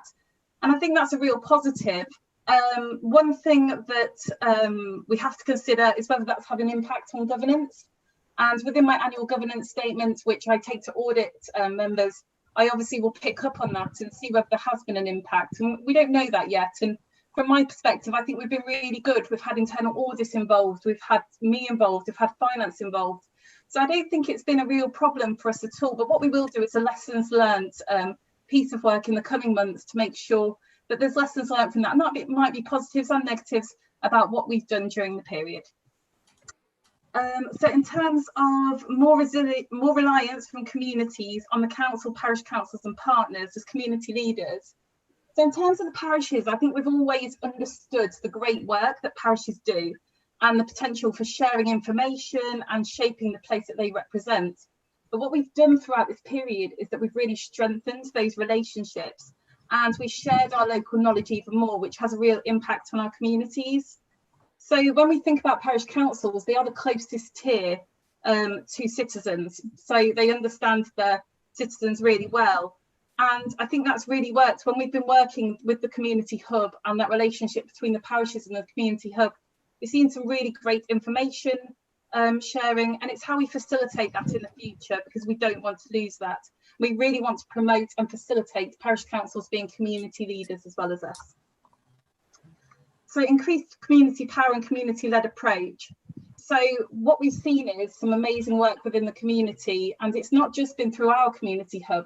We've seen neighbourly schemes, we've seen WhatsApp groups, we've seen parish councils delivering food parcels. We've seen loads of amazing work in the community, and that's just been done on the basis of the energy, imagination and the resourcefulness of local people. So that is really a community-led approach. So when I say community-led, it's the support that we provide to our local communities, and it's driven by them. It's not driven by us, but what we are able to do is to support and facilitate that. And I think that makes a real difference when we do that. And then also in terms of community power, so that's the ability to influence improvements in their communities. And I think that we've really seen that as well, and that's something that we will want to harness moving forward. I think that's that for that slide. Oh, just increased community and stakeholder engagement. Sorry, going back. So we have seen much better stakeholder engagement than what we were seeing. So one of the things that we did really early on, which was before all the data came in for the shielded cohort, was we used the data that we have through one of our systems called Mosaic. And we managed to identify through that vulnerable people, what age group they were, how much they would be earning, whether they would be vulnerable. And that really allows us to target certain people so that we know who we should be engaging with and what kind of support we think they might need. And I think through COVID, what we've seen is throughout public authorities is better sharing of data nationally. And I think that will continue, and that's really going to help us to engage with those who need it. One thing that you picked up earlier on was digital exclusion. So that is a negative of this. So we have seen those in the community who don't have access to digital capability or equipment. And that's something that has left some people feeling lonely and also feeling excluded during this period. And then we've also managed to just build up our great stakeholder plans. So what we didn't have was a lot of stakeholders. So we were starting to do stakeholder mapping. This has been an amazing opportunity to not only get those groups and those people that we are aware of, but get those key influencers in the community as well to come forward, and we hope to engage with those in the future too. Okay, do we want to put up the next one? Okay, thanks Adele. So again, yeah, we need to carry on pressing the government to get further funding, and I must apologise. Earlier on, I said I thought that, you know, Boris Johnson had announced some more funding this evening. We have actually had the LGA update from today's briefing, and nothing's mentioned in there. So I suspect that he was reiterating the funding that had already been announced. So we'll continue to lobby and press the case for the government funding. But we'll also take a risk-averse approach and start to work as a leadership team on what savings we can make to help to mitigate that, both in the year and in the longer term. I think then really, you know, on the positive side about some of those issues I raised earlier about the digital and the staff well-being and the way in which we're working, what we really need to do is draw on all of that experience and make sure that we promote and keep all of those good things that have happened. So, you know, lots of positivity around work-life balance that can be taken from some of this home working. And what we need to do is harness that and use that and make sure that we adapt ourselves as an organisation and our way of working to make sure that we continue with that in the future. And a key tool to that will be to undertake some staff consultation and refresh our workforce strategy, which was probably ready to be refreshed anyway. But we can use all of that information that we've gained and those staff views to feed into that and the way we might take that forward. And then working across the IT partnership, because all of our other district colleagues, they'll all be going through similar things. And what we need to do is think about the IT roadmap going forward and what technology we need to not just carry on the style of working we're doing now, but also do it in a more productive and make sure people have the right kit to actually exploit that technology and ways of working. We've already talked about the debt management policy and making sure that we provide that support and that those policies are used correctly and in the right way to make sure we maximise not just collection but also work with our customers. And I think, as I've said, you know, exploit that opportunity for transformational change. You know, what kind of organisation do we want to be in the future, and how do we use our workforce and meet their needs as well, and increase maybe our effectiveness, efficiency and productivity. And then moving on to what Adele was talking about, we need to talk about the type of consultative tools that we might want to use as well. And I think, Adele, I don't know if you want to say any more on those later ones. Yeah, so especially with that consultative tools, thank you, Dawn. So I think that Councillor Brown mentioned earlier on about consulting with young people as well as older people. And clearly we need to think about those who aren't digitally enabled, but we also need to think about the younger people as well, and think about how we can consult with people, engage with people to communicate across generational divides. And I think that's really important as we move forward to make sure that we're reaching everybody in our communities. So one thing that we do want to do is we want to continue public access to democracy, and we don't have our council chamber set up for that right now. So what we don't have is we don't have the audio and visual equipment to be able to stream our meetings, for example, if we was to go back into the council chamber. And that's something that I think that now we've done. I think it's really important that the wider community and the borough are able to see what we're doing and the decisions that we're making. We're also looking at different ways of engaging, so whether we can use podcasts, whether we can do Facebook Lives, whether we can do question and answer times with portfolio holders, the leaders, the chair of Scrutiny. So all these different ways of engaging with people that we haven't done previously, but we want to look at doing now. We also want to, as I said earlier on, use our enhanced relationships with the community and the parish councils and really talk to them about, you know, what's happened during COVID, how they feel about it, what would have happened if they weren't around, and also what's the issues that are important to them, and how can we facilitate them doing it? Because the thing is that they need to lead on this. They know the issues in the community, they know what they want to happen, and they know how to do it. So it's about supporting and encouraging them to do it and giving the power back to them to do it. So as I said, it's facilitating communities working together to solve the issues that are important to them. And then also the potential for increased use of property by community. So whether we use some of our property, as we mentioned earlier on, for different use as we move forward.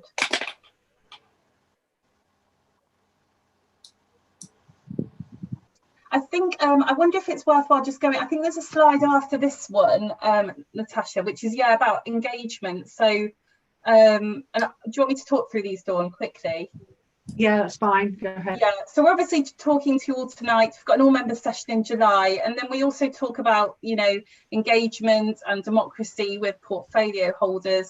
And I know that, for example, my portfolio holder, Alison, is really keen on access to democracy, engagement, and she's already organising meetings for me with residents groups, for example. So she's really passionate about this as well. In terms of, you know, we're going to talk to staff about how they feel during this process. So I think it's really important as we learn from what's gone on that we talk to the staff, see how they feel, and see how we can not just respond and recover, but how we reset and how we can improve in the future. We're looking at community forums and workshops, stakeholder mapping, parish council forums. But what I'm really keen on, and which SLT had a really good session on this week, is going out and talking to the people within the communities. So it's not just about talking to the residents groups, for example, and the people that we talk to regularly. It's about seeing who those key influencers are, who we found out during COVID, and then understanding how we can use them and how we can support them in trying to become more community focused. Happy to take questions. Are there any hands up, Natasha? We have Councillor Douglas and Councillor Wilkinson. Thank you. Councillor Douglas. Yes, thank you. Yes, I was really pleased to hear about the virtual forum that's taken place with the public on the 6th of July, and very interested in the mosaic use of data to identify the vulnerable that Adele was talking about, and generally the increased public consultation. My idea was more along the lines of keeping it paper-based for the elderly who are still into form filling and late at night will be quite happy to sit there filling in a form, but maybe targeting businesses and or households I'm sure that people would be really willing to help us to help them and to get their views. Obviously, you'd have to really consider what you'd want to put in such a questionnaire. Questions, how do you see your business going? Do you still see yourself trading in a year's time? Do you need help with community tax, business grants? Do you think you'll need a loan within the next few months to stay afloat? Do you think you're going to want to extend out onto the pavement with your cafe? All sorts of questions on a personal level. Do you need help with your shopping? Are you vulnerable? Have you got a health issue? If there was another lockdown, do you need support? Would you like to go on a database for that support? And so on. So a questionnaire could be really, but also regular questionnaires, not just once, but maybe a few months later, a few more months after that, because I think it would allow us to project forwards, see and link it in with financial forecasting, so we could see what next year's looking like and the year after, because it might take us a while to recover. There again, it might be quite a quick recovery. And just finishing off, as long as people all get a chance to have a say, and I think as councillors, yes, I think we could approach our own residents, knock on doors, ask if they're okay, and just generally up our own awareness over the next few months. I know I certainly intend to, and I think it's the least we can do and the most we can do. So thank you. Absolutely, Councillor Douglas, and you as community leaders are incredibly important in this, and that's why you will be, totally involved in this, because, as I say, not only the parishes know their residents, you know your residents so well, and it's going to be really important, if we are to give power back to the communities, that you're really involved in that and you're leading that with them. I think it might be worth Pranali coming in with regard to the businesses, because I believe that she could talk about the questionnaire that has gone out. Oh. Yeah, thanks, Adele. Absolutely right, Councillor Douglas. And a really good suggestion in terms of the business survey. There is one survey already out right now, currently live, and businesses are filling it up. And the deadline for it to end is next week, end of this month. And we will share the results of that survey with all members, of course.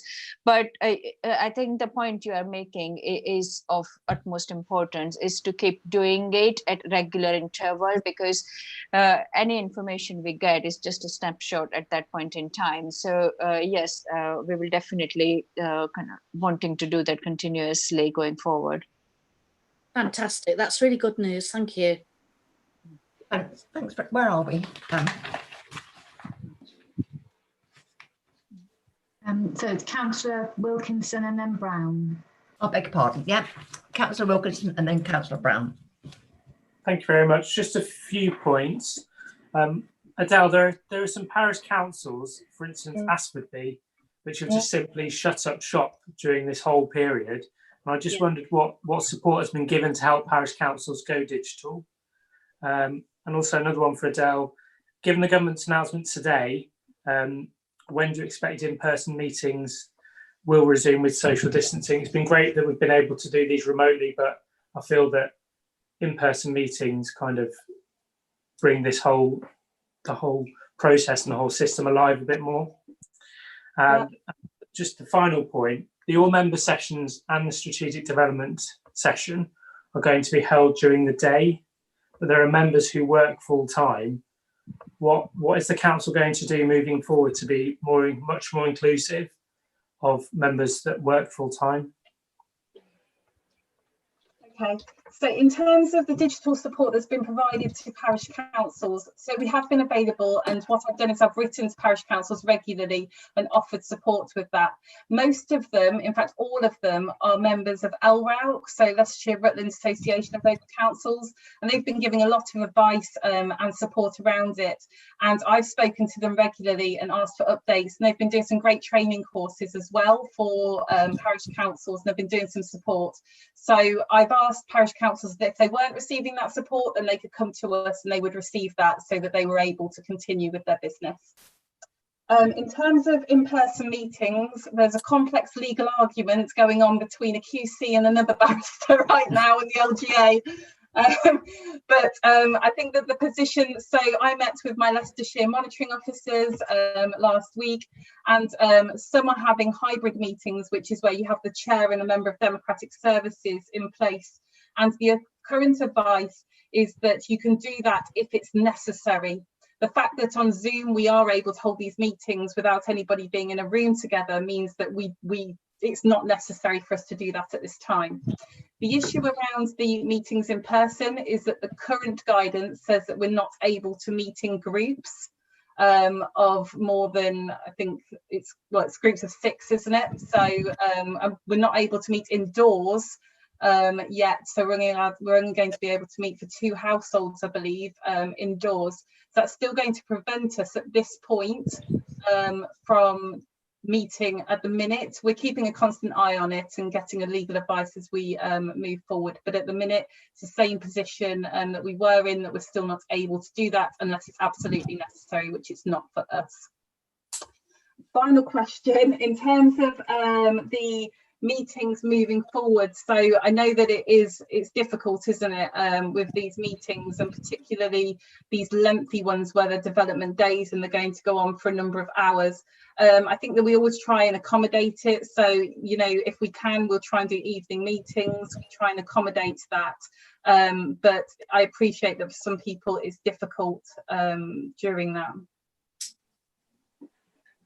Just if I may come in on that, on a couple of points. I think the development session has been set up for the 14th of July as 4 p.m. starts. So I know we've sought to try and push that one as late as possible. But obviously we need to allow some space for some considered debate. So obviously we quite a lot to cover on that agenda, but yeah, we certainly do take that point that it's about trying to be accommodating to as many people as possible. Just the other thing I'd add on the remote meetings, I think the other factor at play here is the technology available, and it refers back to the point that Adele made earlier on about the need to invest in audio-visual equipment in the council chamber, because we just don't have what we need in place to make that work effectively. So until we're confident that we've got the IT in place to facilitate that, it's going to be difficult to have hybrid meetings. And for reasons Adele has mentioned, it's very difficult to have a fully in-person meeting at this stage, but obviously we're going to keep this under review regularly. I think, being realistic, I think at the last all-member briefing I said it's unlikely that we'll be having any hybrid meetings or non-remote meetings until at least after the recess. So just in terms of managing expectations, that's what I would suggest is likely. Adele, I believe, is due to bring a paper fairly soon to Cabinet seeking some support for the audiovisual investment required. So that's due to come in July. So hopefully if we can move at pace on that, then we may be in a position in the autumn to go to hybrid meeting, you know, and obviously subject ultimately to health guidance, we may even need to be able to move to full in-person meetings. But we are working on that, and I know Adele will keep us in touch with those developments.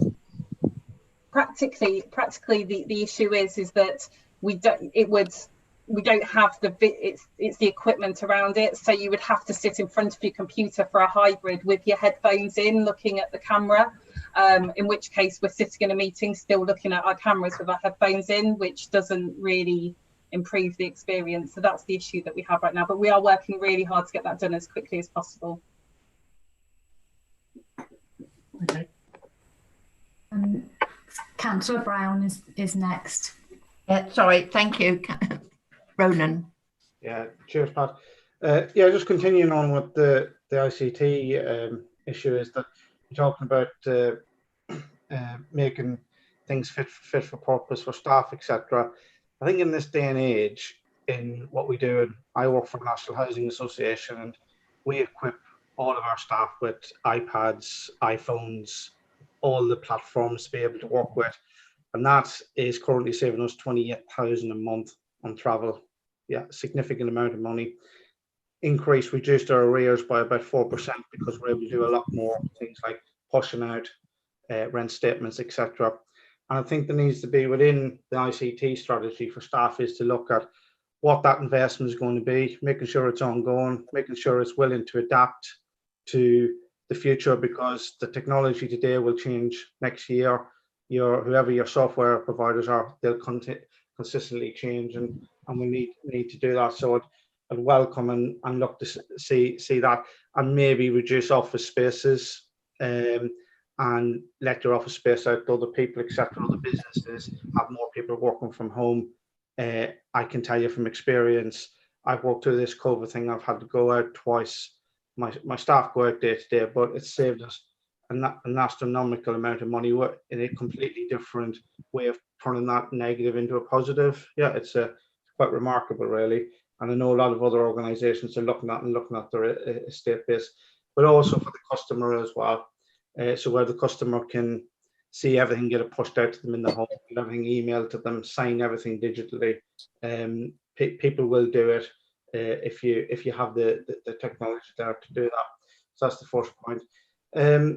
Just moving on to the democracy point of view and engaging people, is that if you're going to do it properly, it's going to take time and it's going to take staff resources, and you're going to have to invest in it, because we can mess about at the edges around it and maybe not get it right and go in and talk about all sorts of things to people when actually they're interested in a particular thing. It's about latching on to what that particular issue is for that community. How do you engage them? What's the spark? And some of that could be forums like this, some of it will be face-to-face, etc.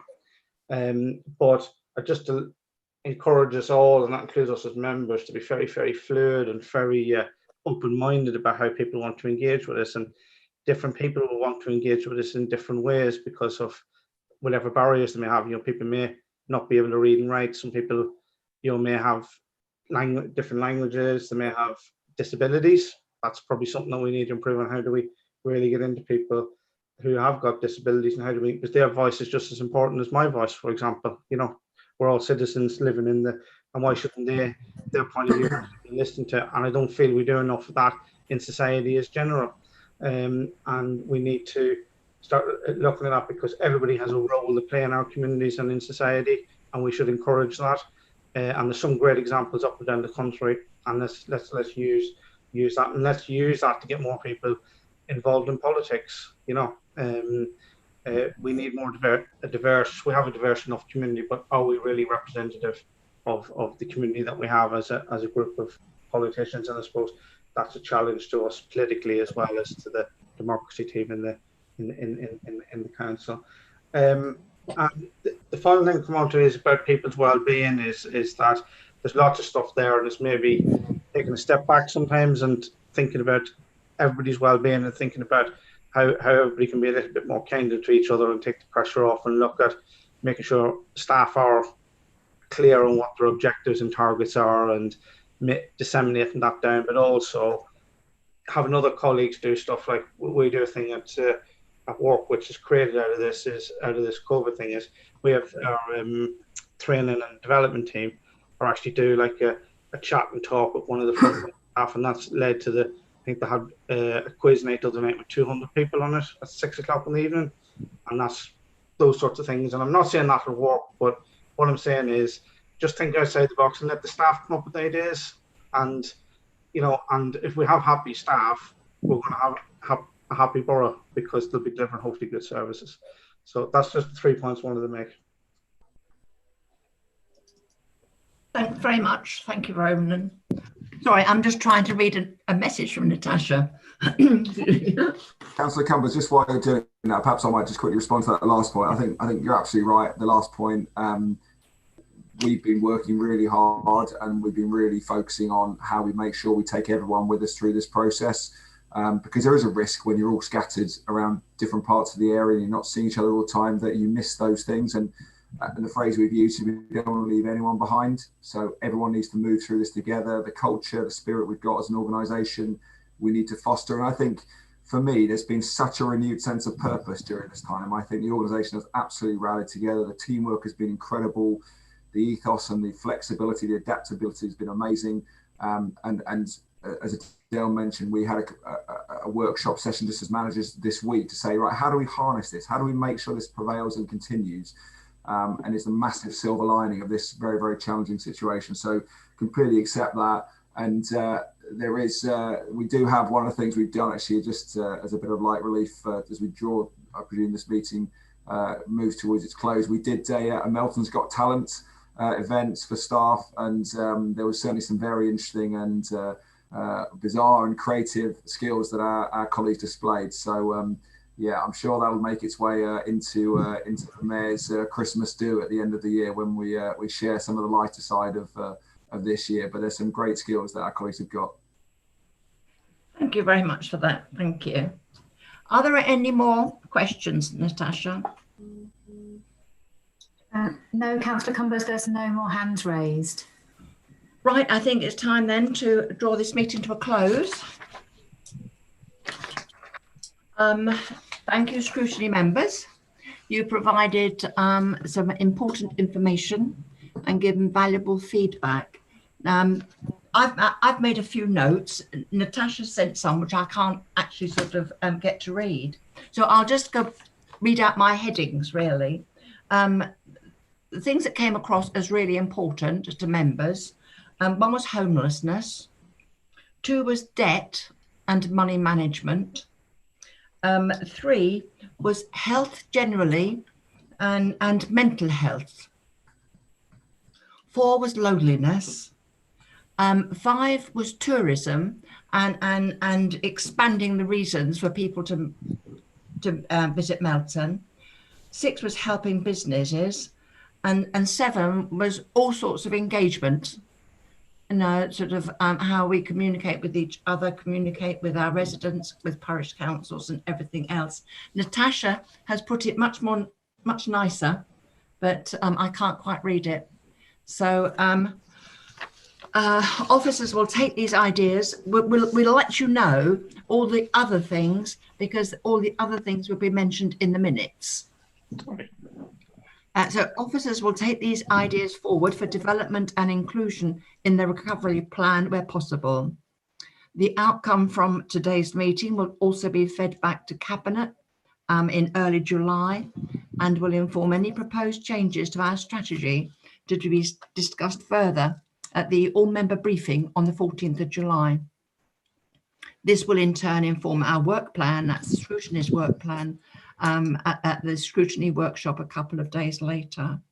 And can I just say a huge thank you to Natasha and the other officers. These meetings take an awful lot of arrangement and stuff going on sort of in the background, and you make it all look sort of straightforward, but I know it takes a lot of officer time. So many thanks to you all, and I now close this meeting unless anybody wants to say anything else. Councillor Cumbers, can I just say on behalf of all officers, thank you very much for your feedback and consideration tonight. And as you say, we'll give it due consideration and make sure it's fed into the process. So thank you. Yeah, thanks all round. Thank you. Yeah. But have a safe trip home.